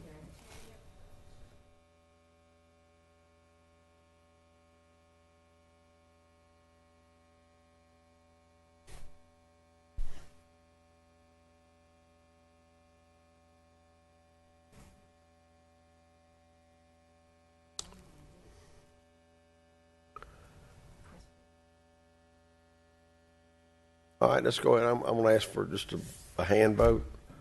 All those in favor of the motion, please vote. That's approved by 7-0. Our computer's down or something. Hope we can still flush the toilets. Okay. Yeah, wait, it's a motion. Go ahead and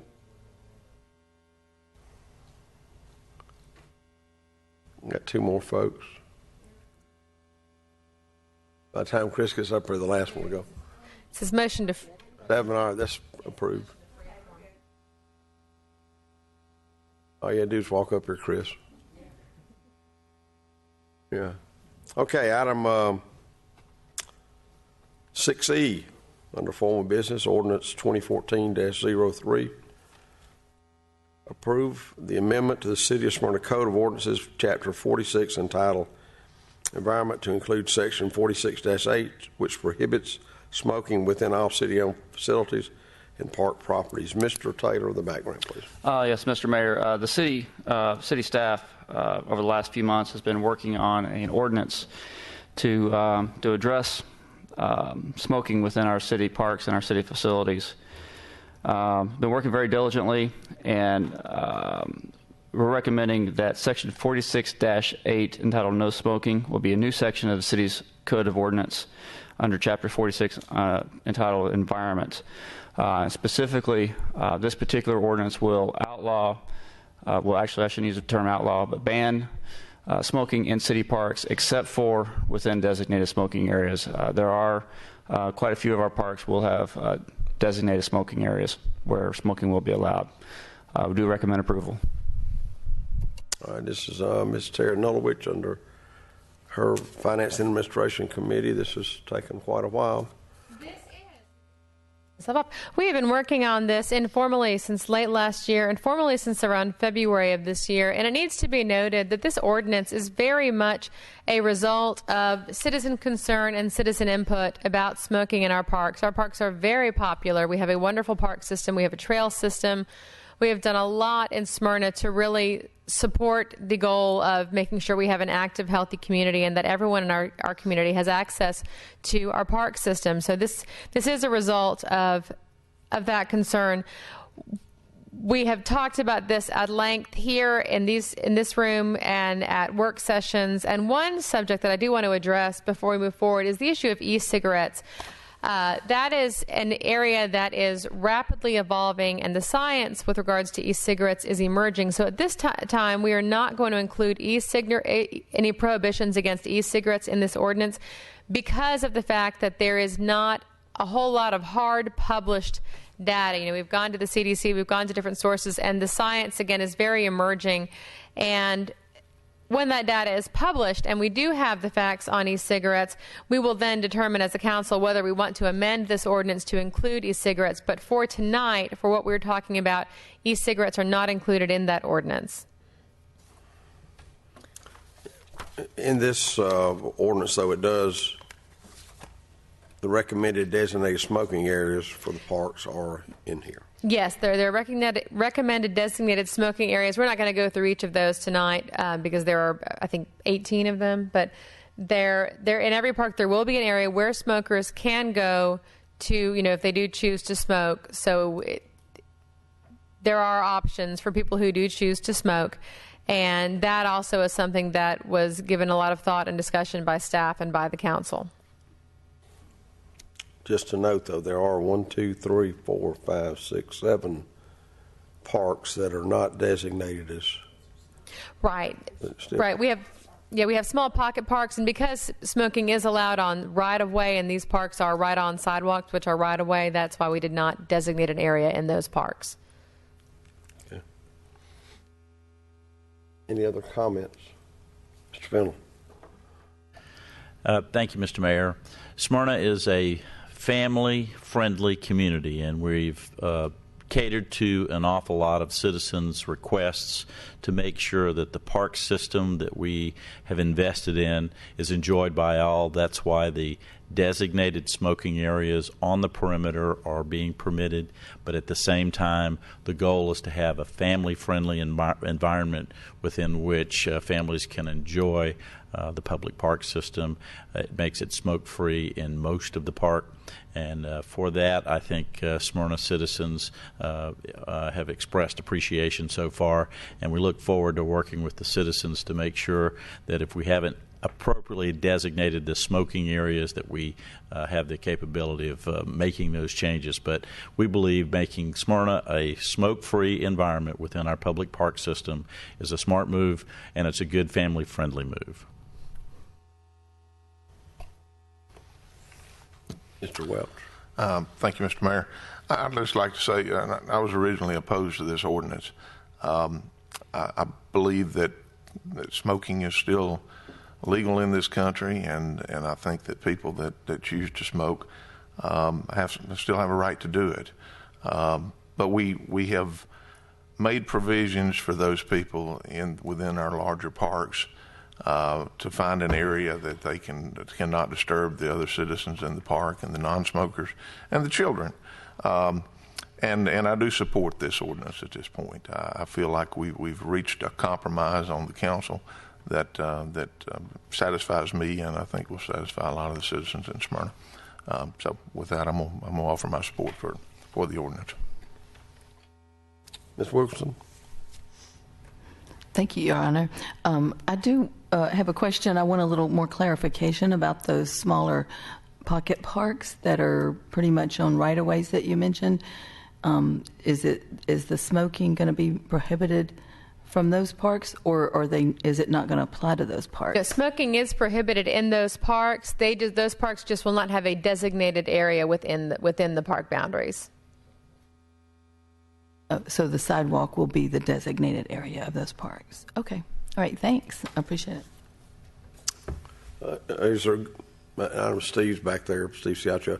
I know we're going to put up signs and places where they can, I guess, deposit their ashes, the butts. Is that correct? Yes. No. The last time you came down to us. An hour later. Mr. Mayor, I'll go ahead and take a stab at answering your question. The answer to that is yes.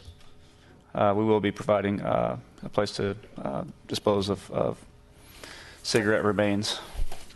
I know this is a compromise. I appreciate everybody taking as long as we have, I guess, to do this. And I know we've gotten legal advice. I'm just going to say this, that I would prefer that just be no smoking within certain number of feet between the fields and the concession stands. But I understand Mr. Cochran has, when I finish my comment, you didn't like that, or that wasn't you weren't much into the so many feet from concession stands and fields. Mr. Cochran. Well, I try to stay out of the policy issue here as best I could, but yeah, it was an enforceability issue with that. To think that the people would be measuring distances and all. And this just seemed to be kind of a catch-all. We started with a 3-page or 3.5-page ordinance, and we whittled it down to one paragraph, basically, or a few paragraphs.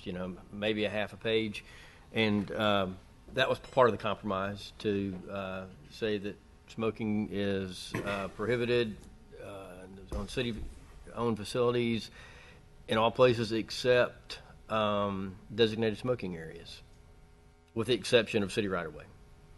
So that was just kind of like we've all talked about, kind of the compromise that evolved. Okay. Any other comments? Oh, I'm sorry, Miss Bluestein. Yeah, this was a hard one for me because the last thing I want to live in is a nanny type city. I feel like that both sides of this issue have to be polite to the other one. If you choose to smoke, then you should do so thoughtfully. If you don't choose to smoke, you should realize that it's still legal in this country to smoke at this time. And so I hope that this will not create more problems than it cures. Because I think if we all work together on this, we can have a amicable arrangement in the parks where we can all enjoy the parks. And I don't smoke, but it's still something that, I feel like so many of our rights today have been altered. So anyway, thank you. Okay, Ms. Pritchett. Thank you, Mr. Mayor. I've been for this from day one. I was fortunate enough last Tuesday night to be invited to attend the American Lung Association meeting that they have. They're kicking off a new thing for women that found out that lung cancer kills more women than breast cancer does since 1987. And one of the things that's the most caustic, even if you're not a smoker, if you're around secondhand smoke, it is equally as deadly as smoking the cigarettes yourself. And that's on the American Lung Association website if you want to check it. But I think it's important that we look after the health and safety of our children as well as the parents, and clean air is most important, and I will be supporting this. Any other comments? Mr. Lenico? Thank you, Your Honor. I, too, have thought long and hard about this, and we've had some great discussions amongst ourselves and with staff. I'm going to support the ordinance. I've heard from citizens both ways, but for me, this really started when I was contacted by Ward 6 citizens complaining about smoke in the parks and the effect on their families. And as Mayor Pro Tem Pritchett has said, I think the scientific effects of secondhand smoke are well documented. I mean, I can remember the controversy when the Surgeon General first came out with the news that smoking, yes, it definitely causes cancer, and warnings were required to be put, and all the discussion that ensued at the time. It is still legal, and I think you have a right to smoke if you choose to smoke, but I think the science is pretty well established, very well established, that secondhand smoke can injure other people.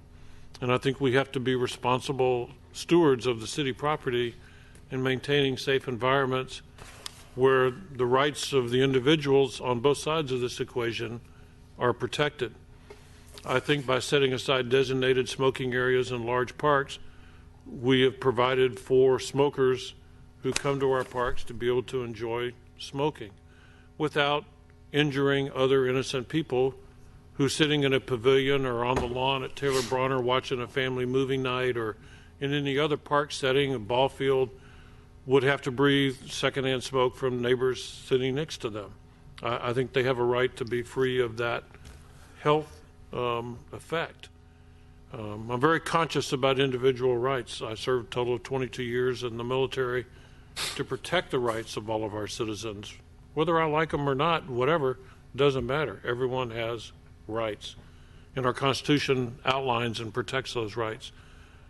I think this is the right step at this time. I think we've established scientifically the dangers of smoking, the dangers of secondhand smoke. I think people coming to the city have a right to be free of those dangers. And I think we have a responsibility to protect our citizens from those dangers. I don't think this means that we're going to go out and start arresting people right and left. I think the preferred alternative, as Ms. Bluestein said, is kindly request, if you see a violation, hey, please smoke only in the designated areas. Please don't hurt me and my family. And I think most people respond well. As our grandmothers taught us, you catch more flies with honey than with vinegar, and we ought to apply that in all of our daily lives. Thank you, Your Honor. Any other comments? Ms. Wilkerson. Thank you, Your Honor. I've been struggling with this ordinance a lot too. I'm not a smoker and I never have been, but I've struggled with whether it was our job to not allow the smoking because I have not really heard a lot of comments about it, negative comments, so I didn't really perceive it as a problem. So I've struggled with whether we should have a rule like this, but because I do understand that smokers still, it is still legal, and we have people in our community that smoke. But the council has discussed this at great lengths, and I think we've come up with some compromises with having some designated smoking areas that I feel comfortable supporting this as well now. So with that, I yield. Anything else? Have a motion second. All those in favor of the motion, please vote. Oh, sorry. But you did, okay. Well, we got a motion. I've been talking a long time then.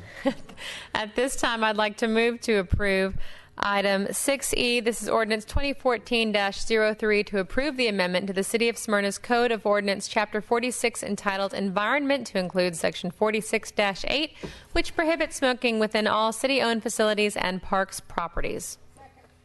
Motion is second. Any further discussion? All those in favor of the motion? It's approved 7-0.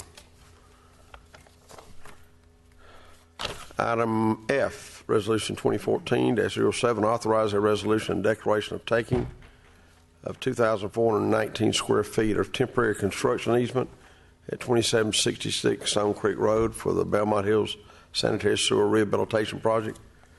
Mr. Taylor, the background, please. Mr. Mayor, Public Works and our designated contractors have been working to replace a fairly major sanitary sewer main along the west side of the city up to Belmont Hills. We've acquired all the necessary easements except for one, that being at 2766 Stone Creek Road. This particular property has had some issues with ownership. I believe it was bank owned at one time, and we just haven't been able to resolve working out a solution with the property owner. And so therefore we're asking, in order to keep this project moving forward, we're asking City Council to authorize a resolution declaration of taking of 2,419 square feet of temporary construction easement at 2766 Stone Creek Road. This is Ms. Wilkinson. Yes. So I can go ahead and make the move to approve this, but is there anyone here that would want to speak about the issue? It's not a public hearing, so. Oh, it's not? Okay. Okay. So at this time, I'll make a move to approve item, thank you, 6F, Resolution 2014-07, authorize a resolution and declaration of taking of 2,419 square feet of temporary construction easement at 2766 Stone Creek Road for the Belmont Hill Sanitary Sewer Rehabilitation Project. We have a motion and a second. Any other discussion? Mr. Fennell? Just one brief point. It has been my policy to oppose any adverse actions, particularly when it came to taking property. This is merely an easement. I want to point that out, that we're digging a trench, putting in a pipe, covering it back up, and restoring the land to at least as good a condition as it was in. And so I support this measure. All those in favor of the motion, please vote. Approved 7-0. Item 7 is commercial building permits. We have A is 2014-124 issuance of a commercial building permit for a McDonald's at 3240 South Cobb Drive. Mr. Taylor, the background. Yeah, as we saw earlier this evening with the vote for different signage at the for McDonald's, the city's getting a new McDonald's at 3240 South Cobb Drive. This new building will be 4,051 square feet in size and have an estimated construction cost of $601,464. With Hudson Company will be the general contractor for the project. Staff does recommend approval of this commercial permit. Mr. Welch. Thank you, Mr. Mayor. I don't think we have any, or I don't have any questions about this unless anyone else does. Just want to make sure that the agenda for the variance that we just gave was 3260. This is 3240. Did we talk about that the other night? Yeah. That particular property, Mr. Mayor, there's two parcels on that property. Okay. One's 3240 and one's 3260. Okay. With that, I'd like to make a motion to approve the building permit, or approve for the issuance of a commercial building permit for McDonald's at 3240, I guess, and 3260 South Cobb Drive. Make that in the form of a motion. A motion second to approve this commercial building permit. Any discussion? All those in favor of the motion, please vote. Approved 7-0. Item 8 is consent agenda. Mr. Taylor, will you please read the consent agenda? We have 4 items on the consent agenda this evening. Item A is an approval of the May 5th, 2014 Mayor and Council meeting minutes.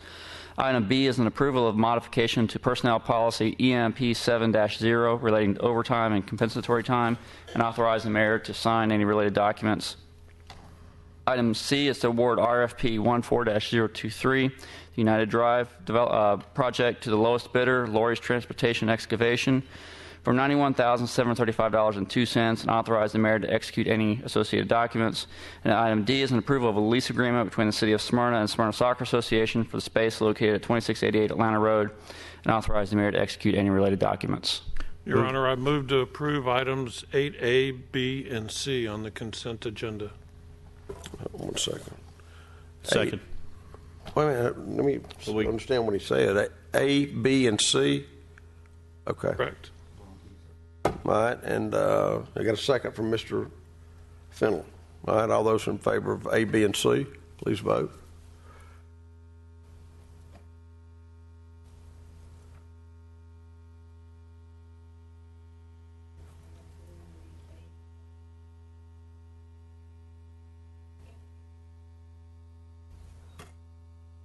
I think anytime you have to make a change, it.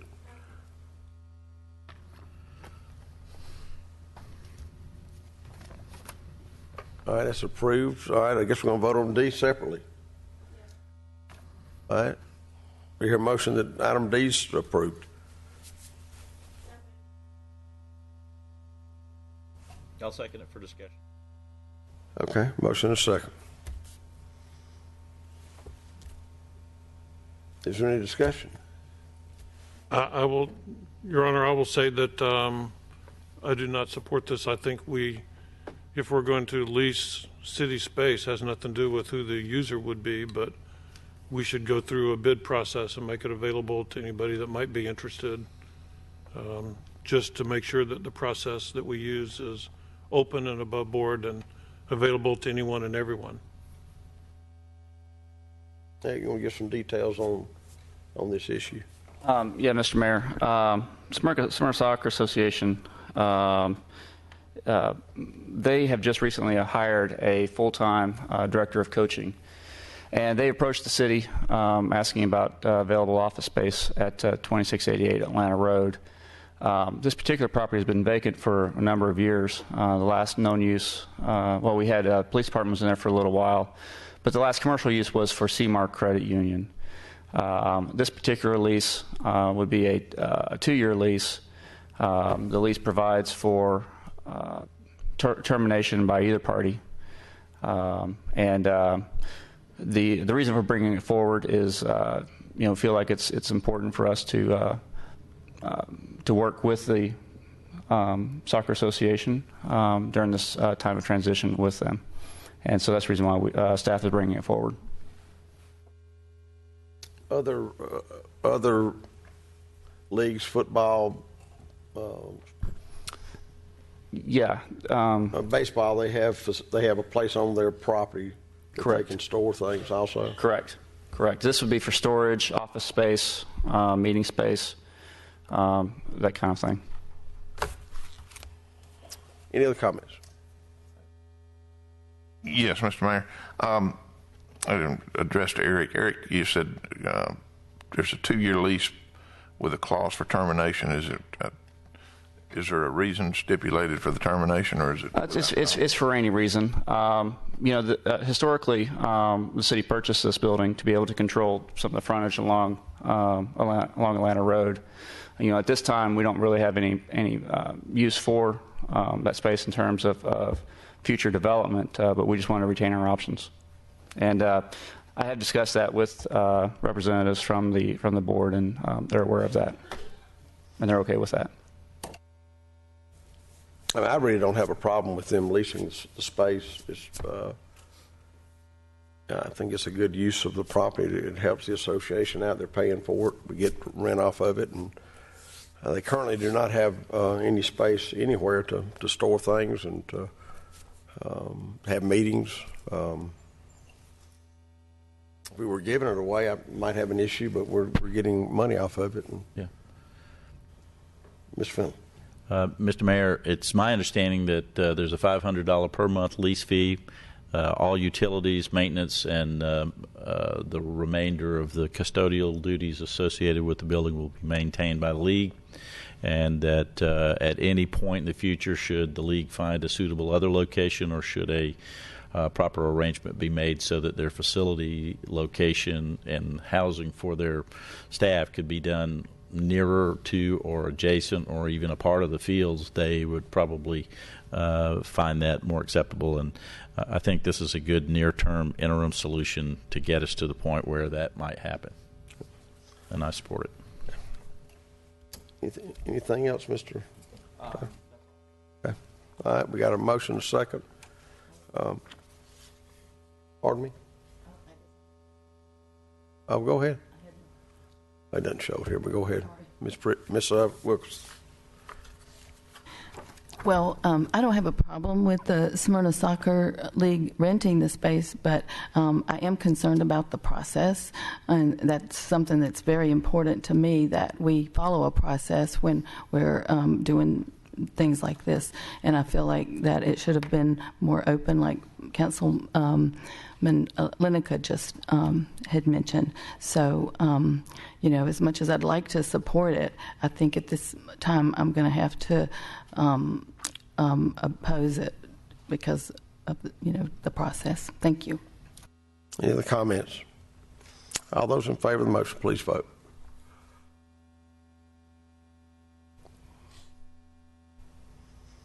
That's approved 4-3. It's approved 4-3. I can't see who voted for it or who. Let's see, Ms. Bluestein, Ms. Wilkerson, Mr. Lineca opposed it. That's approved. All right. Committee reports. We'll start tonight with Ms. Pritchett. Thank you, Mr. Mayor. As chair of the Vision Committee, I do want to thank everybody that participated in our survey and our focus group, which was about 250 people. As of last Friday, we had 1,300 people that had answered our survey, and we've been told by Market Street that cities that are much larger than Smyrna hadn't even had 1,000 people respond. So we're hoping that some more responses came in over the weekend. On 5/27, which will be the day after Memorial Day, Market Street's coming in to brief the council and the steering committee, the vision committee people, on exactly how everything went and giving them some background on what all has happened with that. And that'll be at the May 27th meeting. And then the next meeting of the steering committee, where we will get lots of data from Market Street on the survey response, will be on June 19th. That steering committee will be held at the Wolf Center. Also, if the people in Ward 1, please go to vote tomorrow. It's a freedom that we have. Vote for whoever you think is the best candidate. And people in Ward 1 will be voting at Argyle Elementary School. And there's people all over the world that are dying for freedom to vote in their country. So I would just encourage everybody to make a special effort to go vote. And with that, I yield, Mr. Mayor. Ms. Andrea Bluestein. I do not have a community development report tonight, as our community, as Ken Sudworth is on vacation. Other than that, please vote. I think it's very important, and we've got some choices to make this year, which are going to have quite an effect on our school systems and whatever else. Our Senate member, and so take the time out, vote, and I think it's a good thing. Thank you. Ms. Terry Anulowicz. Thank you. I'd like to see if Finance has anything additional to report tonight in addition to the budget, and they do not. I think they've said everything they have to say for tonight. I'd like to invite Chelsea Jackson up to give an update from Community Relations.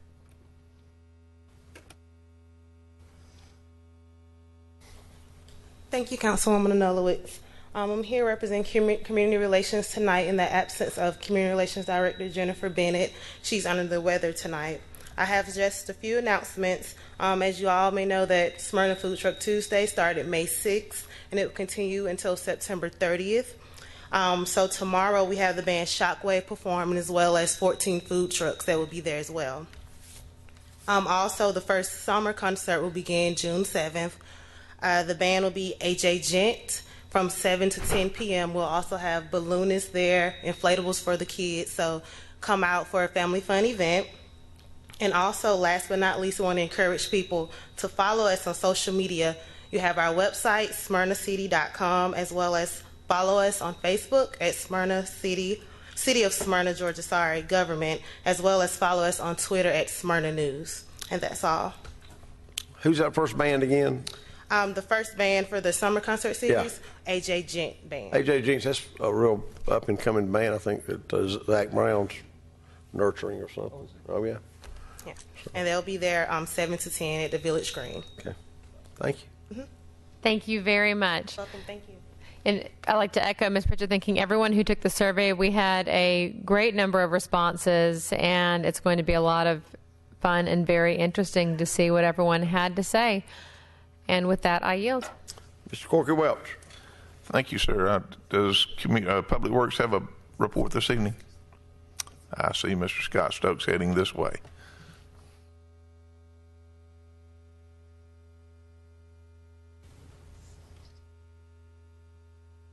Nice tie.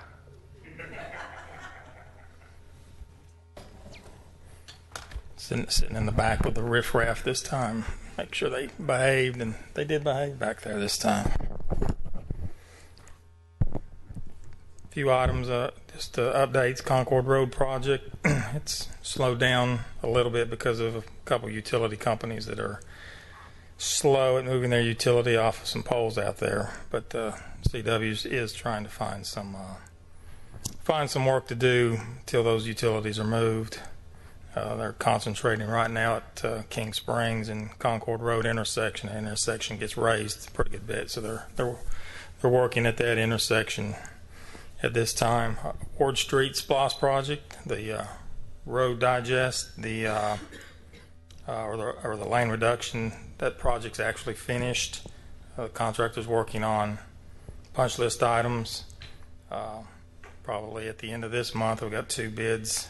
They'll come in for some landscaping work on Atlanta Road and that project, so we can finish that up.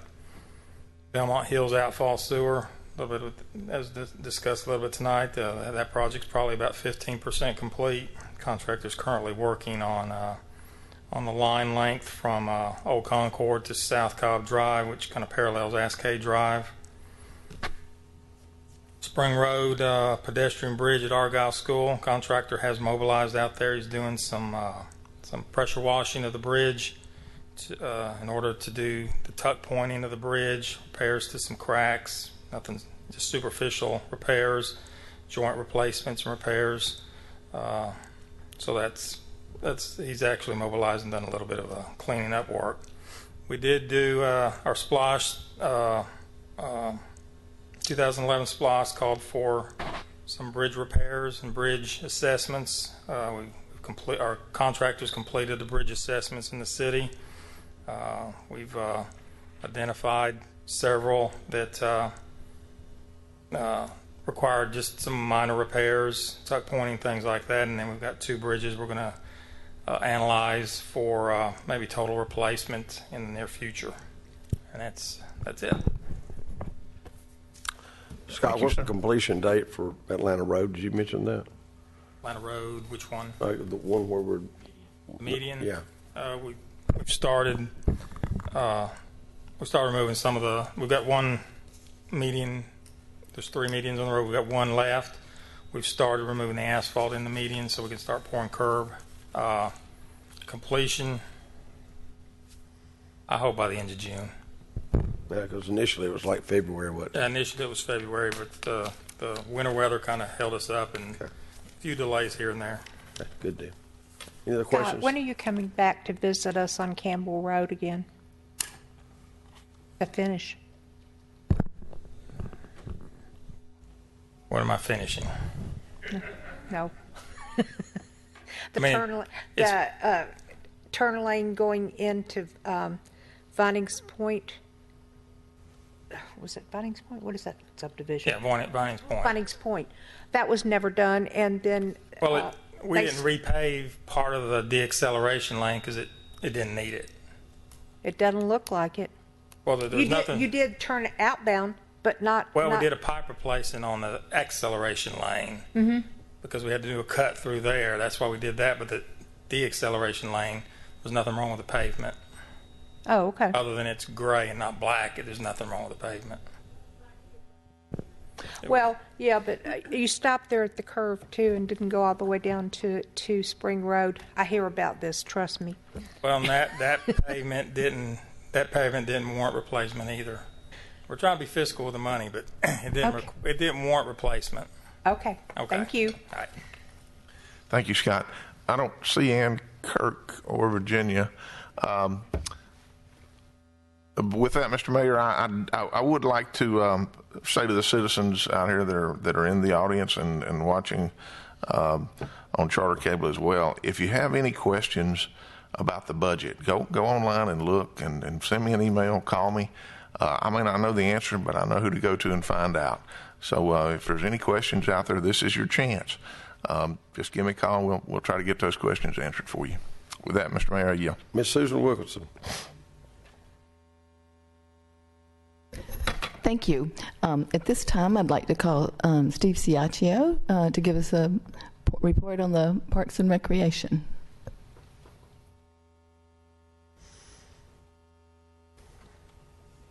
Ms. Wilkinson, just the other day we started our, I see why Scott had that bent now. It's that new knee you got. It's that new knee. Well, the knee doesn't reverb, but it does make some noise. Thank you, Mayor. Summer Concert Series table reservations started the other day. There are some table opportunities for the June, July, and August concerts.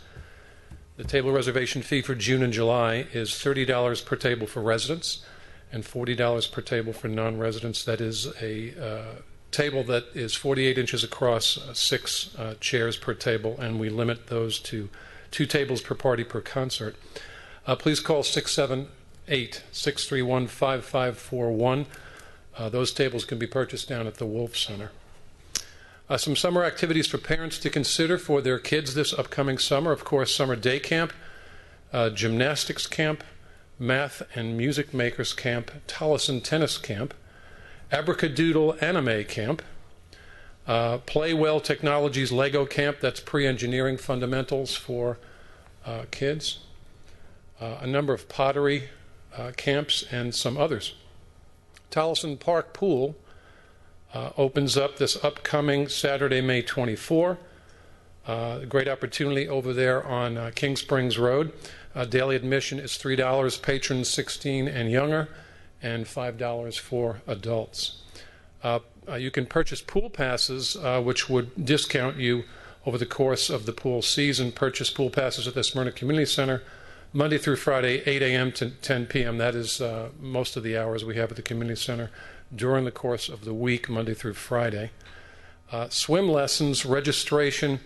The Saturday that precedes the session is the date that you would sign yourself or your child up for swim lessons. The first opportunity to register your child or yourself would be Saturday, May 31. That would be for the session June 2 through 12. And registration for swim lessons this year is going to be at the Community Center and not at Tolleson Pool as normal. Councilman Lenica, would you be discussing the Memorial Day function at the Veterans Memorial Park? You may go ahead, sir. The function is a wonderful opportunity for young and old at the Veterans Memorial Park right here at Bank and Church Streets. That program starts at 9 o'clock in the morning. There'll be important speakers there. You probably have a list of them. I don't have them handy. But the military will be represented. There'll be folks from far and wide, I know, coming out. So if you could get there early, seating typically starts about 8:30. We'll have a great band there. There'll be a static display, meaning military toys, for lack of a better way to put it, out on the green for folks to have a look at up close and touch and feel and ask the soldiers, airmen, and Navy guys out there to explain. It's really a nice experience. So 9 o'clock, Monday, Memorial Day, May 24. Excuse me, 9:30. Thank you. Thank you. Thanks, Steve. Thank you, Steve. I'd like to call Mary Moore from the library. Now, I know you asked me about reading this, and I don't mind reading it, but I thought, well, maybe you didn't know if you would be able to make it. So. Right. I wasn't sure. I had to work tonight at the library to help close, so I just wanted to make sure that you could read a couple of announcements for me. This Friday is the kickoff day for signing up for summer reading. The theme this year is science. The slogan is FizzBoom Read, so it's going to be a ton of hands-on science activities for kids, teens, and adults all summer long. And our kickoff party is Saturday, May 31st from 2 to 4 at the Community Center. We'll have Ken Scott. He's got magic and puppets. So, any questions? Okay. Thanks so much. Thank you. Thank you, Mary. With that, I yield. Mr. Wade Lenica. Thank you, Your Honor. Just to follow up on Mr. Steve Ciaccio's report about Memorial Day, the ceremony does begin at 9:30 on Monday, the 26th of May. There will be handicap parking in the small parking lot immediately behind City Hall. So if you need to use that parking, that's available. The street intersection at Bank and King will remain open until about 9:10 a.m. or thereabouts, when it will be closed. But you can come in from behind City Hall, either down Stevens Street or down Bank Street. There will be a number of displays. We do have 2 speakers. Reverend Major Olga Westfall, U.S. Air Force, a Ukrainian native who's stationed at Dobbins Air Reserve Base, and Ranger Sergeant Tony Foster, who led long-range reconnaissance patrols in Vietnam behind enemy lines, highly decorated soldier. The Roswell New Horizons Band will be playing, and the American Legion will be serving barbecue at the Legion Post afterwards, as well as Atkin Park will have their mobile kitchen set up on the Village Green area, and will be serving lunch and refreshments immediately following the ceremony. So it's open to the public. Encourage you to come, especially families. It's a great way to teach your children about the soldiers, sailors, and airmen that have sacrificed themselves, the Marines, and what that service means to our country. I'd like to recognize my niece Shannon and wish her happy birthday tomorrow. I'm sorry I couldn't be there tonight with her mom and my wife for some festivities, but council meeting duties called. And with that, I yield. Thank you. Mr. Ron Finley.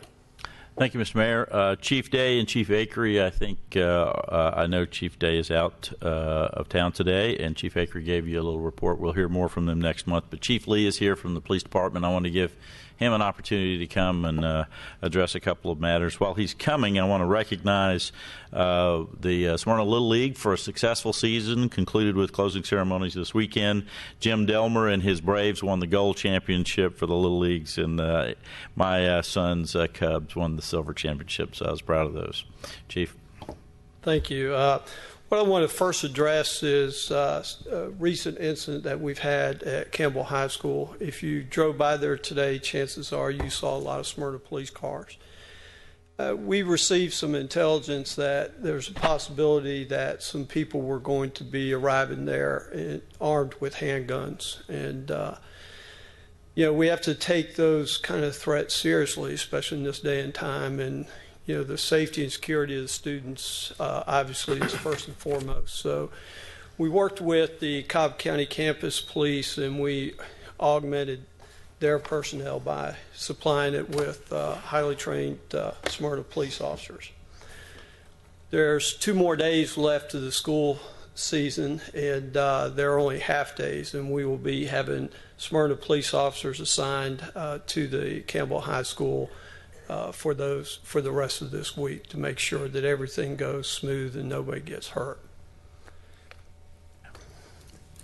Some other things we've had going on, recently I reported on Detective Romali, who had been appointed to a governor's board, and very recently she was asked to sit on a panel at the Cobb County Commissioner Chamber in reference to dealing with mental health issues in the law enforcement community. So, this is just another thing to show how much our officers are being recognized, at the state level and also at the county level. And it's really proud to be able to stand up. And when you see the type of job they're doing, the reputation they have, as a manager, you just can't sing enough praises for your people. One other thing we've been doing, recently we started to revise our active shooter policy to include the fire department and other EMS personnel. Originally, our active shooter policy basically was primarily just for that of the police department. Chief Day and I, when we believe it or not, this kicked off before the incident we had recently that Cobb County had over in Kennesaw. But we decided that this was something that needed to be done because we do have firefighters and their EMS people who are on these scenes, and we need to make sure that everybody knew the job and responsibilities of each other. So we're pretty close to getting that finished. And when we do that, we're working on finding a location right now to have a large-scale practice drill. And then the last thing I want to tell you about is this Thursday night, 7:30 p.m. on the Marietta Square, we have our annual Cobb County Law Enforcement Memorial Service where we remember and recognize those officers who have fallen in the line of duty. And if you remember, Stacy Fuller, Smyrna police officer, who end of watch for him was in November of 1984. And so we're proud to be able to recognize him at this function. It's very, very moving. If you've never been, it's really a great thing to come and see. But once again, it's on the Square of Marietta at 7:30 p.m. Thursday. Questions? Thank you, Chief. Thank you, Chief. Okay, thank you. Mr. Mayor, I have 2 other items. Just in keeping with our family-friendly environment here in Smyrna, I periodically get notifications of young people who are excelling in academics or athletics or whatever, and I just want to pass along that Whitfield Academy in Smyrna, Georgia has champions in chess, spelling, track, baseball, lacrosse, and this past week the Whitfield Academy varsity girls tennis team won the 1A state championship, and I just wanted to acknowledge and congratulate them on continued excellence in everything they do. I have been invited to speak to the Weatherbrook HOA on the 29th at 6:30 p.m. I thank Steve Balow and the HOA Association down there. And my final comment, apart from thanking our public safety officers every day as you encounter them, thank you all for the work you do and keeping us safe 24/7, 365. We appreciate that. Remember, tomorrow is Election Day. If you have not voted early, please take time. It promises to be a low voter turnout, and I encourage you to participate to help select nominees of your choice. Thank you, Mr. Mayor. I yield. Mr. Taylor, anything? Nothing tonight, Mayor. Mr. Cochran? Ms. Graham? Nothing else. We do not have a show cause hearing. We got citizens input. One person has signed up. Alec Backery, 3459 Shawnee Trail. His topic is comments.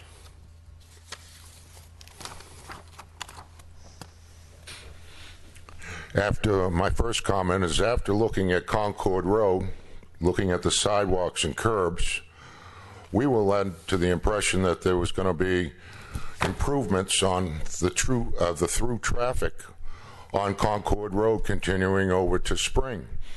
I see no changes other than widening the sidewalks and curbs, a couple turn lanes, a center median, and a light at McCauley.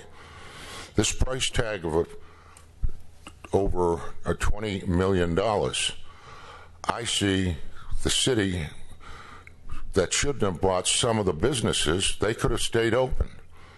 I see no differences in the turn lane at King Springs, and if you think Concord's going to mirror what you did on Spring Road, it doesn't even come close. There are some parts of those sidewalks that are 10 feet. That's an elephant trail. Obviously, you've had the bicycle trail from the Silver Comet more in mind than the through traffic. I think there's an absolute waste of splosh money for no improvements on through traffic on Concord. Secondly, I've always believed when local governments spend our taxpayer money, there's always a benefit to us taxpayers since it is our money. Well, Jonquil Plaza, I'm still confused of these two small parcels that the city bought at New York rates for over $1 million back in 05 and 06, still sitting there. And you know, in 10 years, principal and interest, money doubles. And we're going on 8 and 9 years, bottom line, on still two parcels in there of dirt, and we have no benefit out of it. One council person quoted saying we, again, bought it to control what goes in there. Again, I find this an absurd statement. You have the planning board, and you have the control of your votes of what goes in there. So you have the control. To pay out over $1 million, and now going 8, 9 years, could go up to $2 million with interest in 10 years. We could have had that money go to the water bill increases, LEAF program, even raises for city employees. That would benefit us all. But I'd love somebody to still explain to me why you bought two small parcels in there, again, for over $1 million, and it's still sitting empty, bottom line. Makes no sense to me. I find this to be a misuse of our taxpayer money. Thank you. So the only person to sign up for citizens input. There's no other business to be brought before this body. I declare this meeting adjourned at, let's say 9:50.